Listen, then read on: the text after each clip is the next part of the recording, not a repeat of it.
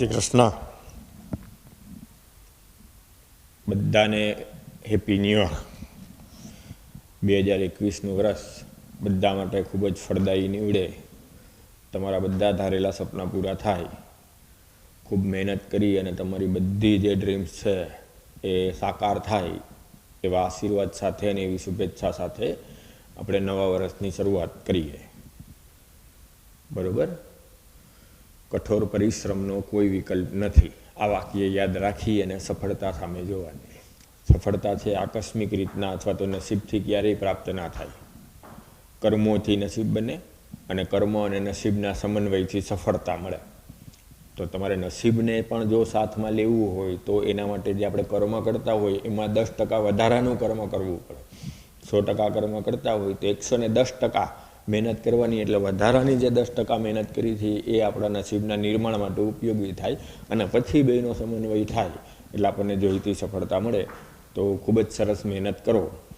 મહેનત કરવાની ક્ષમતા આપણને ઈશ્વર કુદરત આપે એવી માગણી 2021ના વર્ષમાં આપણે જો ઈશ્વર સમક્ષ કરીએ, કુદરત સમક્ષ કરીએ કે મને ખૂબ મહેનત કરવાની ક્ષમતા આપો કે જેથી હું જોઈતી સફળતા મેળવી શકું, એવા નિર્ધાર સાથે, એવી અપેક્ષા સાથે હવે આપણે આજે નવા વર્ષની શરૂઆત સવર્ગ સંયોજનોના આગળના લેક્ચરથી કરીએ.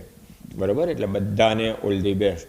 નવું વર્ષ ખરેખર બધાને અંતરથી એવું ઈચ્છું કે ખૂબ જ ફળદાયી નીવડે. તંદુરસ્ત રહ્યો, સફળ થાવ અને ખૂબ જ આગળ વધો એવા ભાવ સાથે હવે આપણે આજે લેક્ચરની શરૂઆત કરીએ. તો છેલ્લે મેં સ્ફટિક ક્ષેત્રવાદ ક્રિસ્ટલ ફિલ્ડ થિયરી સમજાવી હતી. આ ટોપિક આપણે આગળ ભણ્યા હતા કે સ્ફટિક ક્ષેત્રવાદ ક્રિસ્ટલ ફિલ્ડ થિયરી વિબી સિદ્ધાંતની મર્યાદાને સમજાવવા માટે ઉપયોગી છે. વિબી સિદ્ધાંત જે બાબતોને સમજાવી નથી શકતો એને આપણે સ્ફટિક ક્ષેત્રવાદ દ્વારા સમજાવી શકીએ. ખાસ કરીને સવર્ગ સંયોજનોના ચુંબકીય ગુણધર્મ અને રંગને સમજાવવા માટે આ થિયરી ખૂબ જ ઉપયોગી થાય. વિબી સિદ્ધાંતની કેટલીક મર્યાદાઓ છે. બરાબર. જે આપણે આગળ ભણી ગયા હતા. એટલે હવે અત્યારે હું મારી વિઝનમાં ખોટો સમય નહીં બગાડતો. સ્ફટિક ક્ષેત્રવાદનું થોડુંક રિવિઝન કરાવી અને પછી એમાં આપણે આગળ વધીએ. તો સ્ફટિક ક્ષેત્રવાદ ક્રિસ્ટલ ફિલ્ડ થિયરીનો પાયો શું છે? તો સૌથી પહેલું આ વાક્ય આવડવું જોઈએ કે ક્રિસ્ટલ ફિલ્ડ થિયરી સ્ફટિક ક્ષેત્રવાદ ધાતુ અને લિગેન્ડ વચ્ચેના સહવર્ગ સહસંયોજક બંધને બદલે ધાતુ અને લિગેન્ડ વચ્ચે આયનીય બંધ વિદ્યુત સહસંયોજક બંધની કલ્પના કરી અને સ્થિર વિદ્યુતના નિયમો ઉપર આધારિત એક સિદ્ધાંત છે. આ થિયરીમાં આવી ધારણા રજૂ કરવામાં આવેલી છે કે મેટલ સાથે જ્યારે લિગેન્ડ આકર્ષાય ત્યારે મેટલને ધન બિંદુ ભાર તરીકે અને લિગેન્ડને ઋણ બિંદુ ભાર તરીકે કલ્પવામાં આવે. ધનની ફરતે ઋણ જ્યારે આકર્ષાય ત્યારે લિગેન્ડની જે સમશક્તિક ડી કક્ષકો છે એ લિગેન્ડના ઋણ વીજભાર દ્વારા અપાકર્ષણ અનુભવે અને એ અપાકર્ષણ અસંમિત લિગેન્ડનું અસંમિત સ્ફટિક ક્ષેત્ર હોવાને લીધે ડી કક્ષકો ઉપર એક સમાન લાગતું નથી. લિગેન્ડની જે અવકાશમાં ગોઠવણી છે એટલે કે અવકાશમાં લિગેન્ડની જે ભૂમિતિ છે એના ઉપર એ અપાકર્ષણ બળ આધારિત છે અને એના આધારે ડી કક્ષકો અપાકર્ષણને કારણે સમશક્તિકપણું ગુમાવે છે. એ જુદી જુદી ઉર્જામાં વહેંચાય છે. ડી કક્ષકોની ઉર્જામાં ઘટાડો અને વધારો થાય છે અને એ ડી કક્ષકોની ઉર્જામાં થતો ફેરફાર સમશક્તિકપણું ગુમાવે એને સ્ફટિક ક્ષેત્ર વિપાટનના નામથી ઓળખવામાં આવે, જેને ક્રિસ્ટલ ફિલ્ડ સ્પ્લિટિંગ કહેવામાં આવે. અને એ ક્રિસ્ટલ ફિલ્ડ સ્પ્લિટિંગ તમને સંકીર્ણની રચના, એના ગુણધર્મો, ચુંબકીય ગુણધર્મ, એના રંગને સમજાવવા માટે ખૂબ જ ઉપયોગી છે. એટલે આમ સ્ફટિક ક્ષેત્રવાદનો પાયો શું કે લિગેન્ડનું ધાતુ સાથેનું જ્યારે આકર્ષણ થાય, જોડાણ થાય ત્યારે લિગેન્ડના ઋણ વિદ્યુત ક્ષેત્ર દ્વારા ધાતુ આયન કે ધાતુ પરમાણુની ડી કક્ષકો પણ ઋણ વીજભારિત હોવાથી એક પ્રકારનું અપાકર્ષણ બળ અનુભવે છે. એ અપાકર્ષણને કારણે ડી કક્ષકો પોતાનું સમશક્તિકપણું ગુમાવે છે. એ ઘટનાને ક્રિસ્ટલ ફિલ્ડ સ્પ્લિટિંગ અથવા તો સ્ફટિક ક્ષેત્ર વિપાટન કહેવામાં આવે. જે લિગેન્ડની અવકાશીય ગોઠવણી એટલે કે ધાતુ આયનની ફરતે લિગેન્ડની ભૂમિતિ ઉપર આધાર રાખે છે. એટલે આપણે લિગેન્ડની ભૂમિતિ પ્રમાણે આ ડી કક્ષકોનું વિપાટન સમજવું પડે. તો મેં તમને સૌથી પહેલાં અષ્ટફલકીય ક્ષેત્રમાં ડી કક્ષકોનું વિપાટન સમજાવ્યું હતું. અષ્ટફલકીય ક્ષેત્રમાં 6 લિગેન્ડ જ્યારે ગોઠવાયેલા હોય ધાતુ આયનની ફરતે ત્યારે એની 5 ડી કક્ષકો કઈ રીતના વિપાટન પામે. તો તો જો તમે વાંચ્યું હોય અને તમને સમજાણું હોય, યાદ હોય, તો તમે તરત જ મને કહેશો કે સર અક્ષ ઉપર રહેલી જે બે કક્ષકો છે dz² અને dx² - y², એ અષ્ટફલકીય ક્ષેત્રમાં વધુ અપાકર્ષણ પામશે, પરિણામે એ ઊંચા ઉર્જા સ્તરમાં ગોઠવાશે. આ બે કક્ષકોને EG કક્ષકો વડે દર્શાવવામાં આવે. અને જે સમતલમાં છે, અક્ષ ઉપર નથી, એવી 3 ડી કક્ષકો dxy, dyz અને dzx એ નીચા ઉર્જા સ્તરમાં ગોઠવાશે, જેને ટ્રિપલી ડિજનરેટ કક્ષકો T2G કક્ષકો તરીકે ઓળખવામાં આવે. એટલે આમ ડી કક્ષકો પોતાનું સમશક્તિકપણું ગુમાવશે. બે કક્ષકો ઊંચા ઉર્જા સ્તરમાં અને બે કક્ષકો નીચા ઉર્જા સ્તરમાં હશે. તો આ ડી કક્ષકોનું જે આ વિપાટન થાય છે એને સ્ફટિક ક્ષેત્ર વિપાટન અષ્ટફલકીય ક્ષેત્રમાં કહેવામાં આવે. આ વિપાટનને કારણે જે T2G અને EG વચ્ચે ઉર્જાનો તફાવત છે એને અષ્ટફલકીય ક્ષેત્રમાં વિપાટન ઉર્જા ડેલ્ટા O વડે દર્શાવાય. O એટલે ઓક્ટાહેડ્રલ, એટલે કે અષ્ટફલકીય ક્ષેત્રમાં આ વિપાટનની ઉર્જા કહેવામાં આવે.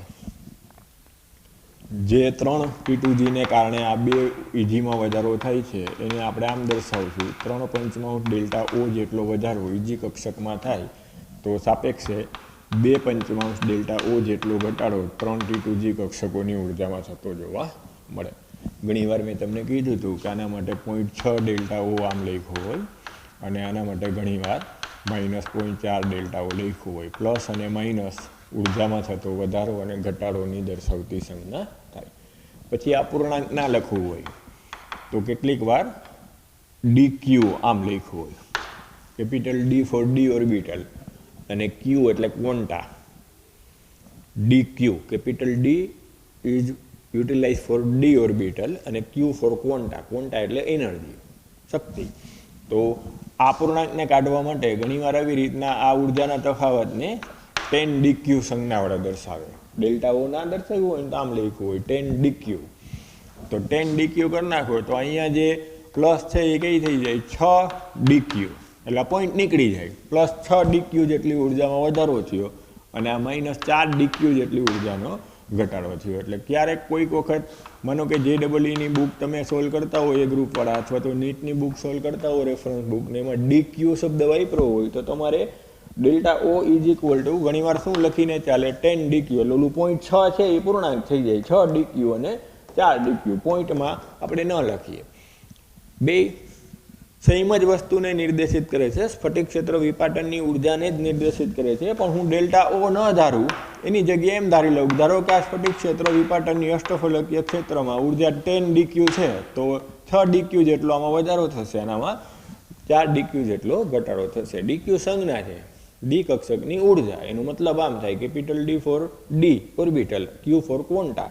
તો હું ડેલ્ટા O ને બદલે ક્યારેક આવી રીતના જો લખ્યું હોય 10 dq ઉર્જા ધારી લેવામાં આવે તો ત્યારે અહીંયા હવે આમ નહીં બોલું 0.6 ડેલ્ટા O, તો હું એમ કહી દઈશ 6 dq જેટલી ઉર્જા EG કક્ષકોની વધે છે અને 4 dq જેટલી ઉર્જા T2G કક્ષકોની ઘટે છે. તો અષ્ટફલકીય ક્ષેત્રમાં જો સ્ફટિક ક્ષેત્રવાદ પ્રમાણે ડી કક્ષકોનું વિભાજન સમજાવો એમ કહીએ તો તમારે આ રીતના સમજાવવાનું થાય. આગળની આકૃતિ મેં દોરી નથી. જો આગળથી દોરવું હોય તો આમ કહેવાય કે પહેલાં ધાતુની ડી કક્ષકો સમશક્તિક હોય.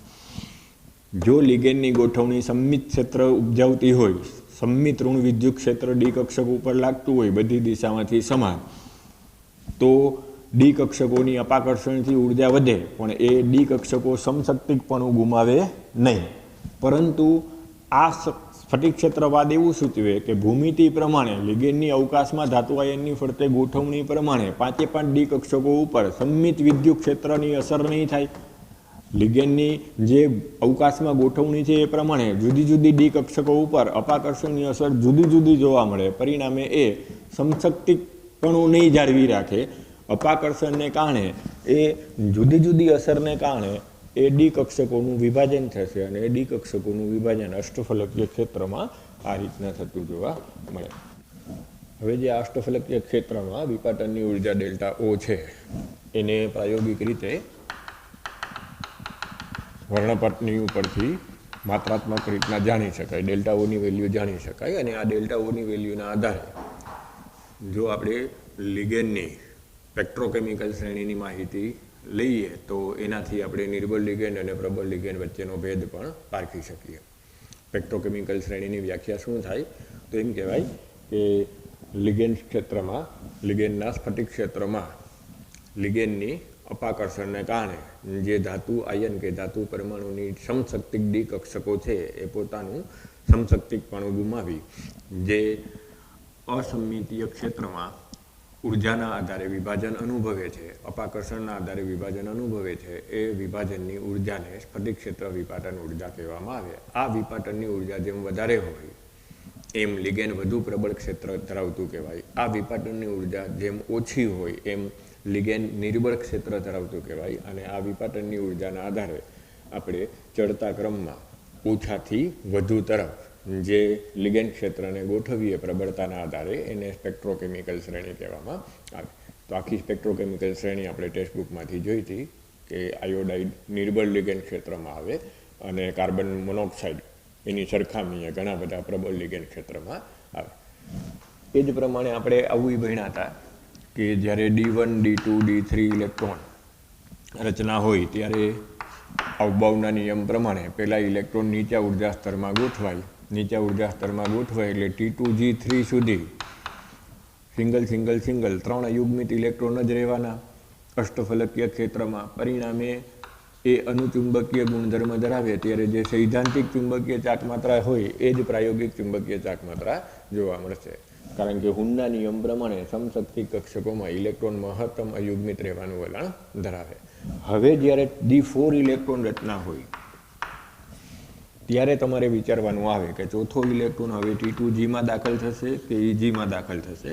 તો એવે વખતે તમારે હવે લિગેન્ડ ક્ષેત્રને ધ્યાનમાં લેવું પડે કે જો પ્રબળ લિગેન્ડ ક્ષેત્ર હોય તો આ ડેલ્ટા ઓની વેલ્યુ વધારે હોય તો 3 ઇલેક્ટ્રોન આમ દાખલ થઈ ગયા પછી હવે ચોથો ઇલેક્ટ્રોન જ્યારે T2G કક્ષકમાં દાખલ થાય ત્યારે એનું યુગ્મીકરણને કારણે અપાકર્ષણની ઉર્જા જોવા મળે અને એને પેયરિંગ એનર્જી કહેવાય અથવા તેને યુગ્મીકરણ ઉર્જા કહેવાય. એ યુગ્મીકરણ ઉર્જા કરતાં જો આ વિપાટન વધારે હોય તો ચોથો ઇલેક્ટ્રોન યુગ્મીકરણ પામશે. એટલે કે ડેલ્ટા ઓ ગ્રેટર ધેન પેયરિંગ એનર્જી હોય તો ચોથો ઇલેક્ટ્રોન યુગ્મીકરણ પામશે અને T2Gમાં જ ગોઠવાશે. એટલે જો પ્રબળ લિગેન્ડ હશે તો ઇલેક્ટ્રોન રચના D4 માટે આવી થશે T2G4 EG0. પણ જો નિર્બળ લિગેન્ડ ક્ષેત્ર હશે તો ડેલ્ટા ઓ લેસ ધેન P થાય અને જો ડેલ્ટા ઓ લેસ ધેન P હોય તો આ યુગ્મીકરણની ઉર્જા વધી જાય, અપાકર્ષણ વધી જાય અને ડેલ્ટા ઓ ઓછું છે એટલે અપાકર્ષણને કારણે હવે એ ચોથો ઇલેક્ટ્રોન યુગ્મીકરણ ઉર્જા વધારે હોવાથી એ T2Gમાં ગોઠવાને બદલે EG કક્ષકમાં ગોઠવાશે. તો જો નિર્બળ લિગેન્ડ ક્ષેત્ર હશે તો આપણે ઇલેક્ટ્રોન રચના આમ લખશું T2G3 EG1. તો આવા સંજોગોમાં એ 4 અયુગ્મિત ઇલેક્ટ્રોનની ચુંબકીય ચાકમાત્રા દર્શાવશે અને પ્રબળ લિગેન્ડ ક્ષેત્રમાં એ 2 જ અયુગ્મિત ઇલેક્ટ્રોનની ચુંબકીય ચાકમાત્રા દર્શાવશે. ઇલેક્ટ્રોન રચના કોમન છે D4 પણ જો પ્રબળ લિગેન્ડ ક્ષેત્ર હશે તો ડેલ્ટા ઓ ગ્રેટર ધેન P હોવાથી યુગ્મીકરણ થશે. યુગ્મીકરણ થશે તો હવે ચુંબકીય ચાકમાત્રા સૈદ્ધાંતિકની આપણને 4 અયુગ્મિત ઇલેક્ટ્રોન છે જો સમશક્તિક ડી કક્ષક ધારીને ચાલીએ તો. પણ પ્રબળ લિગેન્ડ ક્ષેત્રમાં સ્ફટિક ક્ષેત્રવાદ પ્રમાણે 2 જ અયુગ્મિત ઇલેક્ટ્રોન થશે. એટલે પ્રયોગશાળામાં પ્રાયોગિક રીતે જો આપણે ચુંબકીય ચાકમાત્રાની વેલ્યુ લઈએ તો એ 2 અયુગ્મિત ઇલેક્ટ્રોનની મળે.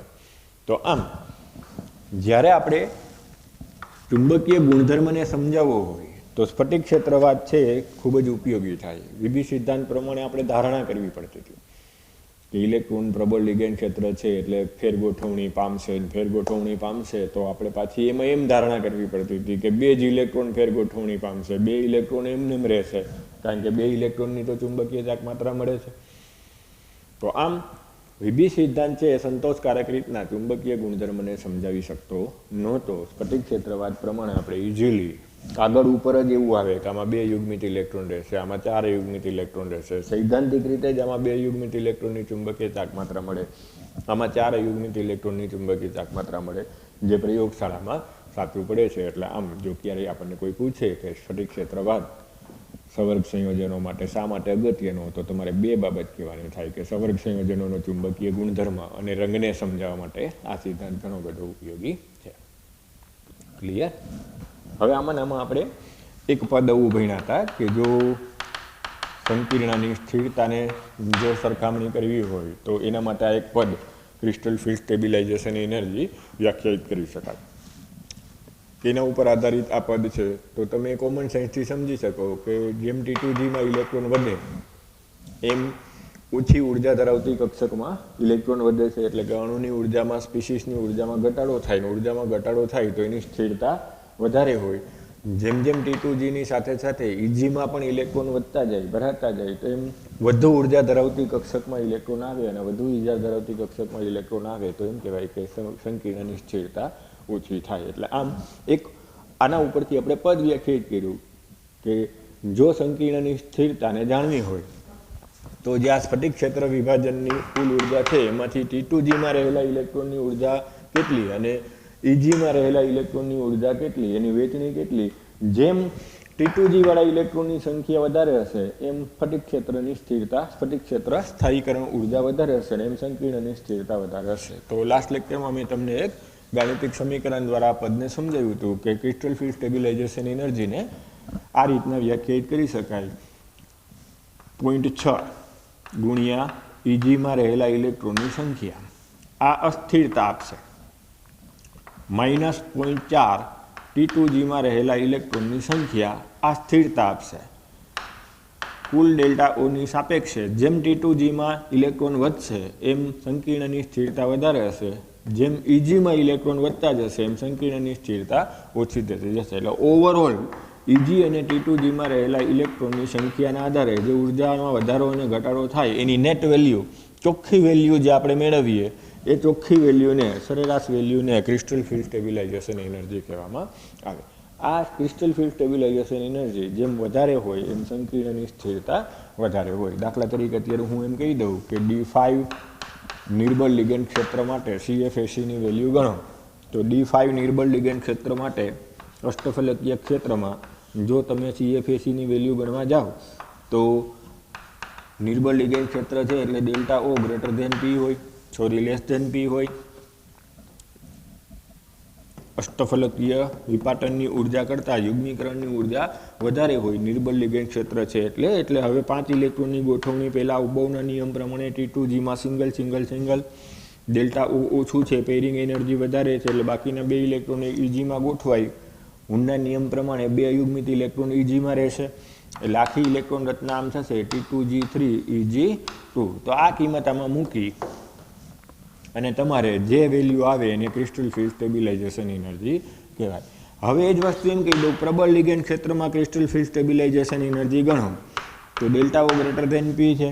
Delta O greater than P છે એટલે હવે આપણે એમ કહીએ કે અષ્ટફલકીય ક્ષેત્રની વિપાટનની ઉર્જા વધારે છે, પેરિંગ એનર્જી ઓછી છે એટલે T2Gમાં ઇલેક્ટ્રોનનું યુગ્મીકરણ થશે. પરિણામે હવે T2Gના ઇલેક્ટ્રોનની સંખ્યા અહીંયા 5 થઈ જશે, Egના ઇલેક્ટ્રોનની સંખ્યા અહીંયા 0 થઈ જશે અને પરિણામે CFACની વેલ્યુ જો લેશો તો એ પ્રબળ લિગેન્ડ ક્ષેત્રમાં વધારે આવશે, નિર્બળ લિગેન્ડ ક્ષેત્રમાં ઓછી આવશે. તો પરિણામે એમ કહેવાય કે પ્રબળ લિગેન્ડ ક્ષેત્રમાં જે D5 ઇલેક્ટ્રોન રચના ધરાવતું સવર્ગ સ્પીસીસ છે એ નિર્બળ લિગેન્ડ ક્ષેત્રની સરખામણીએ વધારે સ્થાયી હશે. CFACની જ્યારે તમે વેલ્યુ ગણતા હો ત્યારે એમાં જે માઇનસની નિશાની આવે એને ધ્યાનમાં લેવાની નહીં, વેલ્યુને ધ્યાનમાં લેવાની. ઋણ નિશાની તો ઉર્જામાં થતો ઘટાડો સૂચવે છે. ક્લિયર? આ બધું મેં લાસ્ટ લેક્ચરમાં કરાવી દીધું હતું. પાછું એટલે રિપીટ કરું છું કે મને 3-4 જણાએ એવું સજેશન કર્યું હતું ક્વેરી બોક્સમાં કે સર એક વખત પાછું રિપીટેશન કરાવજો એટલે અમારે બધા પોઈન્ટ પાછા એક વખત જોવાઈ જાય. સમજાઈ ગયું છે પણ પાછું એક વખત તમે રિપીટ અગત્યના મુદ્દાઓ કરાવી દો ને તો અમને બીજી વાર વાંચવાની જરૂર ના પડે અને અમને બધું પાછું એક વખત રિવિઝન થઈ જાય. એટલે મેં આ બધી વસ્તુ પાછી રિવિઝન કરાવી. ક્લિયર? અને ઇન્ટરેસ્ટિંગ છે, જરાય અઘરું નથી, મજાનું છે. ઇન્ટરેસ્ટ રાખી અને જો ભણીએ તો સાવ સહેલું છે. હવે આમાં જો આપણે એમ કહીએ કે આ 2 ઇલેક્ટ્રોન આમાં અયુગ્મિત થયા પ્રબળ લિગેન્ડ ક્ષેત્રમાં અને આમાં 4 અયુગ્મિત ઇલેક્ટ્રોન થયા. 4 ઇલેક્ટ્રોન બેયમાં કોમન હતા D4માં, પણ પ્રબળ લિગેન્ડ ક્ષેત્રમાં એ 2 અયુગ્મિત છે જ્યારે નિર્બળ લિગેન્ડ ક્ષેત્રમાં એ 4 અયુગ્મિત છે. તો પરિણામે આપણે આના માટે એમ શબ્દ વાપરીએ કે આ નિમ્ન સ્પિન સંકીર્ણ કહેવાય અને આને ઉચ્ચ સ્પિન સંકીર્ણ કહેવામાં આવે. આમાં ચુંબકીય ચાક માત્રા વધારે છે એટલે D4માં આના માટે કયો શબ્દ વપરાય? ઉચ્ચ સ્પિન સંકીર્ણ. અને D4 માટે આના માટે કયો શબ્દ વપરાય? નિમ્ન સ્પિન સંકીર્ણ. એટલે ઘણીવાર આવી રીતના MCQ પરીક્ષામાં બનાવે છે. Delta O greater than P છે, D4 છે, તો એ કયા પ્રકારનું સંકીર્ણ બનશે? તો નિમ્ન સ્પિન સંકીર્ણ બનશે. અને delta O less than P છે, D4 ઇલેક્ટ્રોન રચના છે, તો એ કયા પ્રકારનું સંકીર્ણ બનશે? તેમ કહેવાય ઉચ્ચ સ્પિન સંકીર્ણ બનશે. ક્લિયર બધાને? હવે આ જ પ્રમાણે જો મને કોઈ એમ કહે કે સમચતુષ્ફલકીય ક્ષેત્રમાં ડી કક્ષકનું વિપાટન સમજાવો, તો સમચતુષ્ફલકીય ક્ષેત્રમાં ડી કક્ષકનું વિપાટન આના કરતાં ઉલટું થશે. કારણ કે સમચતુષ્ફલકીયમાં મેટલની ફરતે જે લિગેન્ડની ગોઠવણી છે એ 3 ડાયમેન્શનમાં 109 ડિગ્રી 28 મિનિટના એંગલે ચતુષ્ફલકીય રીતના થયેલી છે. તો એનો મતલબ કે અક્ષ ઉપર હવે લિગેન્ડની ગોઠવણી નથી. અષ્ટફલકીય ક્ષેત્રમાં આપણે લિગેન્ડની ગોઠવણી કેવી રીતના હતી? અક્ષ ઉપર. જ્યારે ચતુષ્ફલકીયમાં હવે અક્ષ ઉપર ગોઠવણી નથી. તો અક્ષ ઉપર ગોઠવણી નથી એટલે આના કરતાં ઉલટું થશે. અક્ષ ઉપર ગોઠવાયેલી જે કક્ષકો છે dx² - y² અને dj², આનું અપાકર્ષણ ઓછું થશે લિગેન્ડના ઋણ વિદ્યુત ક્ષેત્ર દ્વારા. લિગેન્ડને જે આપણે ઋણ બિંદુવત વીજભાર તરીકે કલ્પેલો છે અને ધાતુ આયનને ધન બિંદુવત વીજભાર તરીકે કલ્પી અને વિદ્યુત સંયોજક બંને આપણે કલ્પના કરીએ છીએ, તો આ બે વચ્ચે આયનીય આકર્ષણ હોય એટલે લિગેન્ડ જેમ મેટલ આયનની સાથે આકર્ષણ નજીક આવે, અવકાશમાં ગોઠવાય, એ સાથે જ એની ભૂમિતિ પ્રમાણે હવે આ લિગેન્ડનું જે ઋણ વિદ્યુત ક્ષેત્ર છે એ ધાતુ આયનની ડી કક્ષકો ઉપર અપાકર્ષણ પણ લાગુ પડશે. કારણ કે સેમ વીજભાર વચ્ચે સ્થિર વિદ્યુતના નિયમો પ્રમાણે અપાકર્ષણ હોય, તો હવે આ ડી કક્ષકો જે પોતાનું સમશક્તિકપણું છે આ લિગેન્ડની ભૂમિતિ પ્રમાણે બદલાવશે. તો એ ભૂમિતિને આધારે આપણે હવે આમ કહી શકીએ કે અક્ષ ઉપર ગોઠવાયેલી કક્ષકોનું અપાકર્ષણ આ લિગેન્ડના ઋણ વિદ્યુત ક્ષેત્ર દ્વારા ઓછું થશે. અને જે સમતલમાં ગોઠવાયેલી કક્ષકો છે dxy, dyz અને dzf, એની સરખામણી અપાકર્ષણ વધારે થશે. કારણ કે એમની નજીક આ લિગેન્ડ આવશે અને પરિણામે આ જે T2 કક્ષકો છે, ખાસ ધ્યાન રાખવાનું, સમચતુષ્ફલકીયમાં G પદ ઉમેરવાનું નહીં. જ્યાં T2 કક્ષકો છે એ હાયર એનર્જી લેવલવાળી બનશે અને આ E કક્ષકો છે એ લોઅર એનર્જી લેવલવાળી બનશે. એટલે એનો મતલબ કે જે વિપાટન છે એ વિપાટન અષ્ટફલકીય ક્ષેત્ર કરતાં ઉલટું થશે. હવે હું આમ બોલી કે 3 T2 કક્ષકો છે એનું વિપાટન ઊંચા ઉર્જા સ્તરમાં થશે અને જે વિપાટનને કારણે એની ગોઠવણી ઊંચા ઉર્જા સ્તરમાં થશે અને 2 E કક્ષકો છે એની ગોઠવણી નીચા ઉર્જા સ્તરમાં થશે.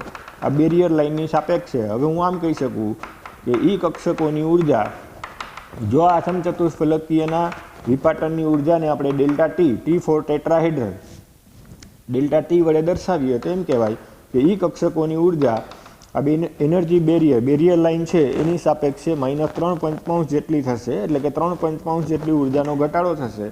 જ્યારે આ 3 T2 કક્ષકો છે એની ઉર્જામાં ડેલ્ટા Tની સાપેક્ષે 2.5 જેટલો વધારો થશે. ક્લિયર બધાને? ખાસ શું ધ્યાન રાખવાનું, અહીંયા G પદ લખવાનું નહીં. એ ફક્ત અષ્ટફલકીય અને સમતલીય સમચોરસ માટે જ, જેમાં કેન્દ્રીય સમમિતિ હોય એના માટે જ ઉપયોગમાં લેવામાં આવે છે. G પદ આ સમમિતિ ન હોય એટલે કે ત્રિપરિમાણીય સમચતુષ્ફલકીય ગોઠવણી માટે કેન્દ્રની ફરતે જ્યારે આવું ગોઠવણી હોય ત્યારે એના માટે ઉપયોગમાં લેવામાં આવતો નથી.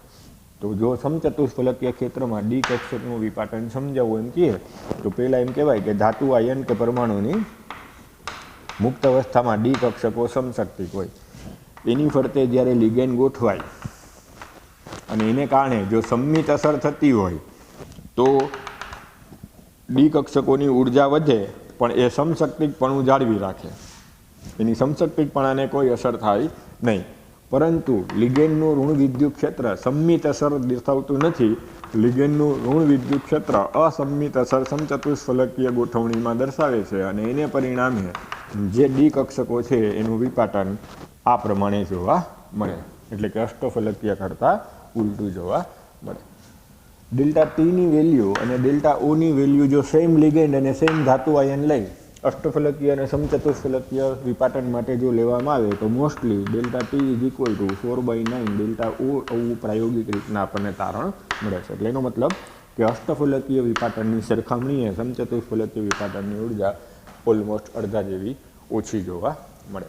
અને એને કારણે આ વિપાટનની ઉર્જા ઓછી હોવાને કારણે મેજોરિટી સમચતુષ્ફલકીય ક્ષેત્રમાં હાઈ સ્પિન કોમ્પ્લેક્સ જ બને, લો સ્પિન કોમ્પ્લેક્સની શક્યતા જોવા મળતી નથી. એટલે ક્યારેક કારણ આપોમાં પૂછે અથવા તો AR-વાળા વિધાન કારણના પ્રશ્નમાં ક્યારેક પૂછે તો આ પોઈન્ટ યાદ રાખવાનો કે ડેલ્ટા ટીની વેલ્યુ ડેલ્ટા ઓની સાપેક્ષે ઓછી છે.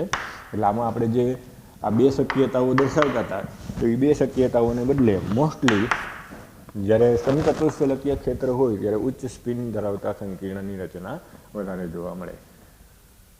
ક્લિયર? મહત્તમ સમચતુષ્ફલકીય ક્ષેત્રમાં હાઈ સ્પિન કોમ્પ્લેક્સ જ જોવા મળે. ક્લિયર? હવે જો સમચતુષ્ફલકીય ક્ષેત્ર માટે CFACનું સૂત્ર તમારે હવે બનાવવું હોય તો હવે તમે ઇઝીલી બનાવી શકો. સમચતુષ્ફલકીય ક્ષેત્રમાં એમ કહે કે ક્રિસ્ટલ ફી સ્ટેબિલાઇઝેશન એનર્જીનું સૂત્ર જણાવો તો હવે તમારે આમ કહેવાનું, ઉના કરતાં ઉલટું થશે. આમાં આપણે એમ કહેશું કે +0.4 T2માં રહેલા ઇલેક્ટ્રોનની સંખ્યા -0.6 Eમાં રહેલા ઇલેક્ટ્રોનની સંખ્યા ગુણ્યા ડેલ્ટા ટી. આનાથી જે મળે, જે આન્સર મળે એ સમચતુષ્ફલકીય ક્ષેત્રની વિપાટન ઉર્જાને આધારે ક્રિસ્ટલ ફી સ્ટેબિલાઇઝેશન એનર્જી સ્ફટિક ક્ષેત્ર સ્થાયીકરણ ઉર્જાની વેલ્યુ લીધેલી કહેવાય. બરોબર? હવે આપણે આમાં આગળ વધીએ. આપણા સિલેબસમાં સમતલીય સમચોરસ ક્ષેત્રમાં જ્યારે લિગેન્ડની ભૂમિતિ સમતલીય સમચોરસ હોય ત્યારે એ ક્ષેત્રમાં સ્ફટિક ક્ષેત્ર વિપાટન આપણા સિલેબસમાં નથી. તો હું એક્સ્ટ્રા ભણાવું છું એટલે આ હવે લખી નાખજો. ક્યારેક JEE નીટમાં આનો ઉલ્લેખ આવે, ઉપયોગ આવે તો તમને આવડી જવું જોઈએ. અષ્ટફલકીય રીતના લિગેન્ડ ગોઠવાયેલા હોય તો આપણે ઉભયના અક્ષ ઉપર હોય એટલે અક્ષ ઉપરની કક્ષકોનું વધારે અપાકર્ષણ થાય એટલે dj² અને dx² - y² હાયર એનર્જી લેવલમાં જાય અને જે સમતલમાં રહેલી એટલે કે અક્ષ ઉપર નથી એવી કક્ષકો dx, y, yz અને zx લોઅર એનર્જી લેવલમાં જાય. ચતુષ્ફલકીયમાં એનાથી ઉલટું 109 ડિગ્રી 28 મિનિટના એંગલે લિગેન્ડની ગોઠવણી થયેલી છે એટલે અક્ષ ઉપરની કક્ષકોથી દૂર છે લિગેન્ડ, પરિણામે એમાં અપાકર્ષણ ઓછું થશે. સમતલમાં રહેલી કક્ષકોનું અપાકર્ષણ વધશે, પરિણામે એમાં આપણે ઉલટું ભણી નાખીએ. સમચતુષ્ફલકીય ક્ષેત્રમાં જે ઈ કક્ષકો છે dx² - y² અને dj² એ લોઅર એનર્જી લેવલમાં હશે અને જે T2 કક્ષકો છે એ હાયર એનર્જી લેવલમાં હશે. પણ હવે જો મને એમ કે સમતલીય સમચોરસ લિગેન્ડ ક્ષેત્ર છે, સ્ફટિક ક્ષેત્ર છે લિગેન્ડનું, અને હવે એ સમતલીય સમચોરસ લિગેન્ડ ક્ષેત્રની હાજરીમાં, લિગેન્ડના સ્ફટિક ક્ષેત્રની હાજરીમાં ડી કક્ષકોનું વિપાટન સમજાવો તો સમતલીય સમચોરસ માટે જો ડી કક્ષકોનું વિપાટન સમજાવવું હોય તો આ પ્રમાણે થાય. તમે જો સ્માર્ટ વર્ક કરો તો સમજાઈ જશે.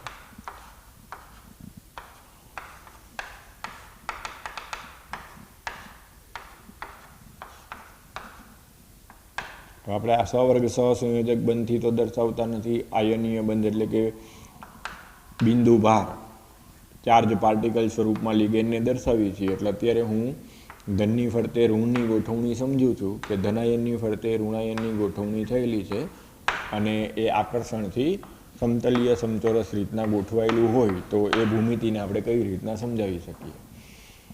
તો હવે અષ્ટફલકીયમાંથી સમતલીય સમચોરસમાં જો તમે લિગેન્ડની ગોઠવણી કરી નાખો તો એનો મતલબ આમ થાય કે આ બે, અને આપણે ઝેડ અક્ષ ધારીને ચાલીએ તો એમ કહેવાય કે ઝેડ અક્ષ ઉપરના બે લિગેન્ડ હવે નથી, બાકીની બે અક્ષ ઉપરના લિગેન્ડ છે, એક્સ અને વાય ઉપરના છે, ઝેડ અક્ષ ઉપરના નથી. તો જ્યારે આ ધનાયનની ફરતે ઋણાયન આકર્ષણને કારણે ગોઠવાય ત્યારે અક્ષ ઉપરના લિગેન્ડના ઋણ વિદ્યુત ક્ષેત્ર દ્વારા ધાતુ આયનની ડી કક્ષકોનું અપાકર્ષણ થાય. તો હવે એ અપાકર્ષણ એક્સ અને વાય જે પદ ધરાવતી કક્ષકો છે એના ઉપર વધશે. ઝેડ અક્ષના જે વેલ્યુ સાથે સંકળાયેલું છે એની કક્ષકોની ઉર્જા ઓછી ઘટશે કારણ કે હવે ઝેડ અક્ષ ઉપરના લિગેન્ડ દૂર થઈ ગયા એટલે ત્યાંનું અપાકર્ષણ ઘટી ગયું.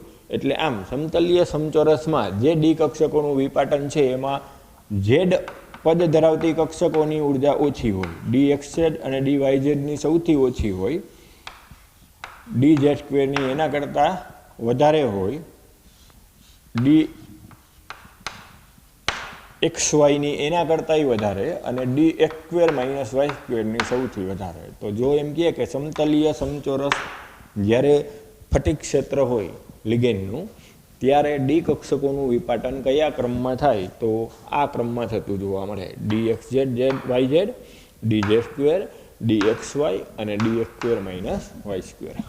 આ યાદ રહીએ તો રાખો. વધારાની માહિતી છે એના માટેનું રીઝન તમને ના સમજાય તોય કાંઈ નહીં.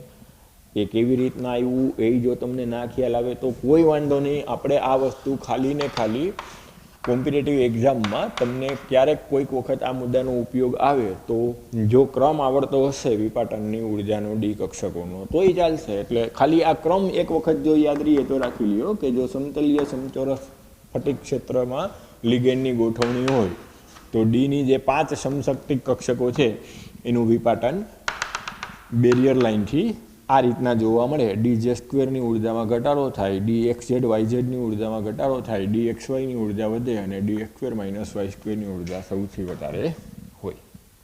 આ ક્રમમાં એ ડી કક્ષકોનું વિપાટન થતું જોવા મળે. સ્ક્વેર પ્લેનર ગોઠવણી જ્યારે હોય લિગેન્ડની ત્યારે આ રીતનું ડી કક્ષકોનું વિપાટન જોવા મળે. શું કામે? અષ્ટફલકીમાંથી સમતલીય સમચોરસની કલ્પના કરો તો એમ કહેવાય કે ઝેડ અક્ષ ઉપરની 2 લિગેન્ડની ગોઠવણી ઘટી ગઈ. ઝેડ અક્ષ ઉપરની 2 લિગેન્ડની ગોઠવણી ઘટી ગઈ એટલે ઝેડ પદ દર્શાવતી જે ડી કક્ષકો છે, ઝેડ સમતલ કે અક્ષ સાથે સંકળાયેલી જે ડી કક્ષકો છે એનું અપાકર્ષણ ઓછું થશે એટલે એની ઉર્જા ઓછી હોય. અને ઝેડ સિવાયની એક્સ અને વાય અક્ષ સાથે સંકળાયેલી કક્ષકોની જે અપાકર્ષણની વેલ્યુ છે એ વધારે હોય. પરિણામે આ 2 કક્ષકોની ઉર્જા વધે છે અને આ 2 કક્ષકોની ઉર્જા ઘટે છે. ક્લિયર? તો હવે જો તમારે NiCN4 - 2 સમજાવવું હોય તો હવે તમે ઇઝીલી સમજાવી શકો. મને કોઈ એમ કહે કે ટેટ્રાસાયનોનિકેલેટ 2 સંકીર્ણ આયનનો ચુંબકીય ગુણધર્મ સમજાવો તો હું ઇઝીલી સમજાવી શકું. પ્રાયોગિક રીતે મને એટલી ખબર પડે કે એમાં 90 ડિગ્રીનો બંધકોણ છે. 90 ડિગ્રીનો બંધકોણ છે એટલે મને એટલી ખબર પડે કે એમાં સમતલીય સમચોરસ રચના છે. હવે જો સમતલીય સમચોરસ રચના હોય તો મારે ડી કક્ષકનું વિપાટન આ પ્રમાણે લેવું પડે કે Ni+2 ની જે 5 ડી કક્ષકો છે હવે એ સમશક્તિક નહીં હોય. Ni+2 ની 5 ડી કક્ષકોમાં આ રીતનું વિપાટન થયેલું હોય તો હવે Ni+2 ના જે 8 ઇલેક્ટ્રોન છે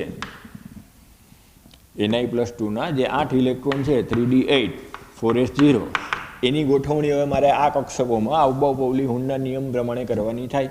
તો સૌથી પહેલાં 1 1 2 2 3 4 ઇલેક્ટ્રોન થયા, પછી 5 6 7 અને 8. તેનો મતલબ કે 4 ડી કક્ષકો જે dxz yz dz² અને dxy ઇલેક્ટ્રોનના યુગમાંથી ફૂલફિલ થયેલી છે. એક ડી કક્ષક ખાલી છે. આ ખાલી પડેલી ડી કક્ષક 4s કક્ષક અને 2 ફૂરતી કક્ષકો સંમિશ્રિત થઈ dsp2 સંકરણ ઉત્પન્ન કરે અને dsp2 સંકરણ ઉત્પન્ન કરે એટલે આપણે સમતલીય સમચોરસ રચના એમ બોલતા હોય. તો યાદ કરો વીબી સિદ્ધાંતમાં તમે આવી જ રીતના સમજાવતા પણ ફેર ગોઠવણી કરી આખી આમ ધારણા હતી કે આપણે આમ d8 આમ લખતા, પછી એમ કહેતા સાયનાઇડ પ્રબળ લિગેન્ડ હોવાથી આની ફેર ગોઠવણી થશે અને પરિણામે એક ડી ખાલી છે dsp2 સંકરણ થશે. આમાં જે આપણે ધારણા કહીએ કે ફેર ગોઠવણી થશે સાયનાઇડ પ્રબળ લિગેન્ડ હોવાથી એવું હવે આમાં કાંઈ આવશે જ નહીં. આમાં ડાયરેક્ટ સીધું તમે આઉબાઉ-પાઉલી અને હુન્ડના નિયમ પ્રમાણે ઇલેક્ટ્રોન ગોઠવશો એટલે ઓટોમેટિકલી 8 ઇલેક્ટ્રોનના ડબલ આમ 4 કપલ જ મળશે. એક ડી કક્ષક પહેલેથી જ ખાલી રહેશે. ધારણા નહીં આવે કે ફેર ગોઠવણી કરીને આમ થાય. એટલે આમ ફટિક ક્ષેત્રવાદ થઈ સારી રીતના ચુંબકીય ગુણધર્મને સમજાવી શક્યો. ભાઈ આ પ્રતિચુંબકીય એટલે છે કે એમાં એક પણ અયુગ્મિત ઇલેક્ટ્રોન નથી. આમ હોવું જોઈએ, ફેર ગોઠવણી થાય છે, પ્રયોગશાળામાં આમ થાય છે માટે છે એવું નથી. પહેલેથી જ શું આવ્યું કે એક પણ અયુગ્મિત ઇલેક્ટ્રોન નથી. ડબલ એટલે આમ પ્રતિચુંબકીય ગુણધર્મ ધરાવશે. પહેલેથી જ આ ફટિક ક્ષેત્રવાદ પ્રમાણે શું આવ્યું કે dx² - y² કક્ષક ખાલી છે. એટલે હવે 4 સમશક્તિક કક્ષકો DsP2 ઉત્પન્ન થશે અને પરિણામે DsP2 સંકરણ હોવાથી એ સમતલીય સમચોરસ છે એવું આપણે હવે સમજાવી શકીએ. એટલે તમે જો આ સંયોજનમાં DsP2 સંકરણ સમજાવવા જાઓ, પ્રતિચુંબકીય ગુણધર્મ સમજાવવા જાઓ તો સ્ફટિક ક્ષેત્રવાદના આધારે સહેલાઈથી સમજાવી શકશો. ક્લિયર? આ જ પ્રમાણે હવે ધારો કે મને એમ કહી દઈએ કે Na3 twice Cl twice diammine dichlorido nickel 2, આમાં નિકલનો ઓક્સિડેશન આ કેટલો થશે +2 સંકીર્ણમાં. જો હું એમ કહી દઉં કે મારે સ્ફટિક ક્ષેત્રવાદ પ્રમાણે સમજાવવું છે તો આ જ થિયરી આવશે કે આમાં જ્યારે લિગેન્ડની ગોઠવણી લ્યો ત્યારે 90 ડિગ્રીના એંગલે આવે. 90 ડિગ્રીના એંગલે આવે એટલે સમતલીય સમચોરસ રચના થઈ. સમતલીય સમચોરસ રચનાનું હવે મારે વિભાજન લેવું પડે, વિપાટન એનું લેવું પડે. તો D8 કરીશ એટલે આ જ પ્રમાણે 4 યુગ્મિત ઇલેક્ટ્રોન મળશે. 4 યુગ્મિત ઇલેક્ટ્રોન મળશે એટલે આપેલું સંકીર્ણ DsP2 સંકરણ ધરાવતું હોય. પરિણામે આપણે એમ કહીએ સમતલીય સમચોરસ રચના દર્શાવે અને એક પણ અયુગ્મિત ઇલેક્ટ્રોન નથી. પરિણામે એ પ્રતિચુંબકીય ગુણધર્મ દર્શાવે. એટલે ક્યારેક કોઈક વખત આ પૂછે કે ડાયઅમાઇન ડાયક્લોરાઇડો નિકલ 2 સવર્ગ સ્પીસીસમાં સવર્ગ સંયોજનમાં મને એનું ક્રિસ્ટલ ફિલ્ડ થિયરી પ્રમાણેની સમજૂતી આપો, તો આ એક્સ્ટ્રા માહિતી હશે તો તમે આની ઇલેક્ટ્રોન રચના બોલી શકશો. DXZમાં 2, DYZમાં 2, DZ2માં 2 અને DXYમાં 2 આ પ્રમાણેની ઇલેક્ટ્રોન રચના આપેલી સવર્ગ સ્પીસીસમાં Na+2 આયનની હશે. ક્લિયર? બધાને આમાં એક અપવાદ છે. Na3 4 2+, આ એક ખાસ યાદ રાખજો કે એ સમચતુષ્ફલકીય જોવા મળે. સમચતુષ્ફલકીય જોવા મળે છે એટલે હવે જ્યારે આને સમજાવવું હોય ત્યારે તમારે સમચતુષ્ફલકીય 109 ડિગ્રી 28 મિનિટના એંગલથી લિગેન્ડ ગોઠવાયેલા જોવા મળે છે. પરિણામે હવે જ્યારે તમારે આને સમજાવવું હોય ત્યારે આ વિપાટન આખું બદલાવી નાખવું પડે. અને જો એ વિપાટન બદલાવો અને સમચતુષ્ફલકીય ક્ષેત્રનું વિપાટન લ્યો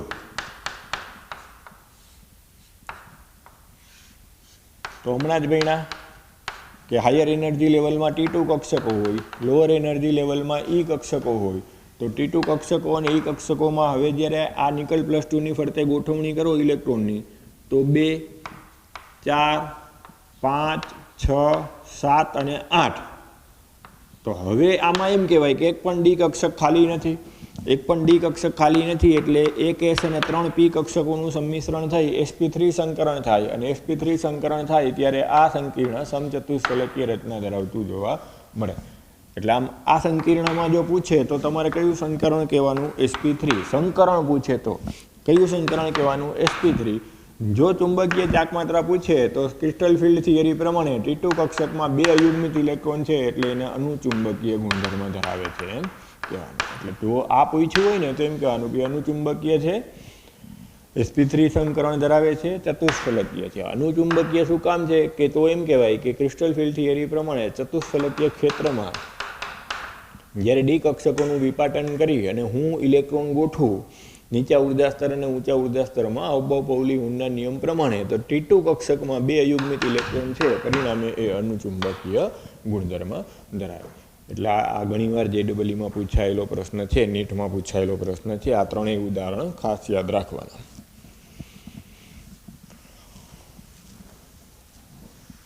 બરોબર? આવી જ રીતના ત્રિકોણીય દ્વિપિરામિડ રીતના જ્યારે લિગેન્ડની ભૂમિતિ હોય, ત્રિકોણીય દ્વિપિરામિડ રીતના જ્યારે ગોઠવાયેલા હોય ત્યારે જો D કક્ષકોનું વિપાટન વિચારવામાં આવે તો એ 5 લિગેન્ડની ત્રિકોણીય દ્વિપિરામિડ ભૂમિતિ પ્રમાણે જો અપાકર્ષણ આપણે ધ્યાનમાં લઈ અને ઉર્જા ટ્રાઇગોનલ બાયપિરામિડલની જો ઉર્જાનો તફાવત D કક્ષકો માટે જો ચકાસવામાં આવે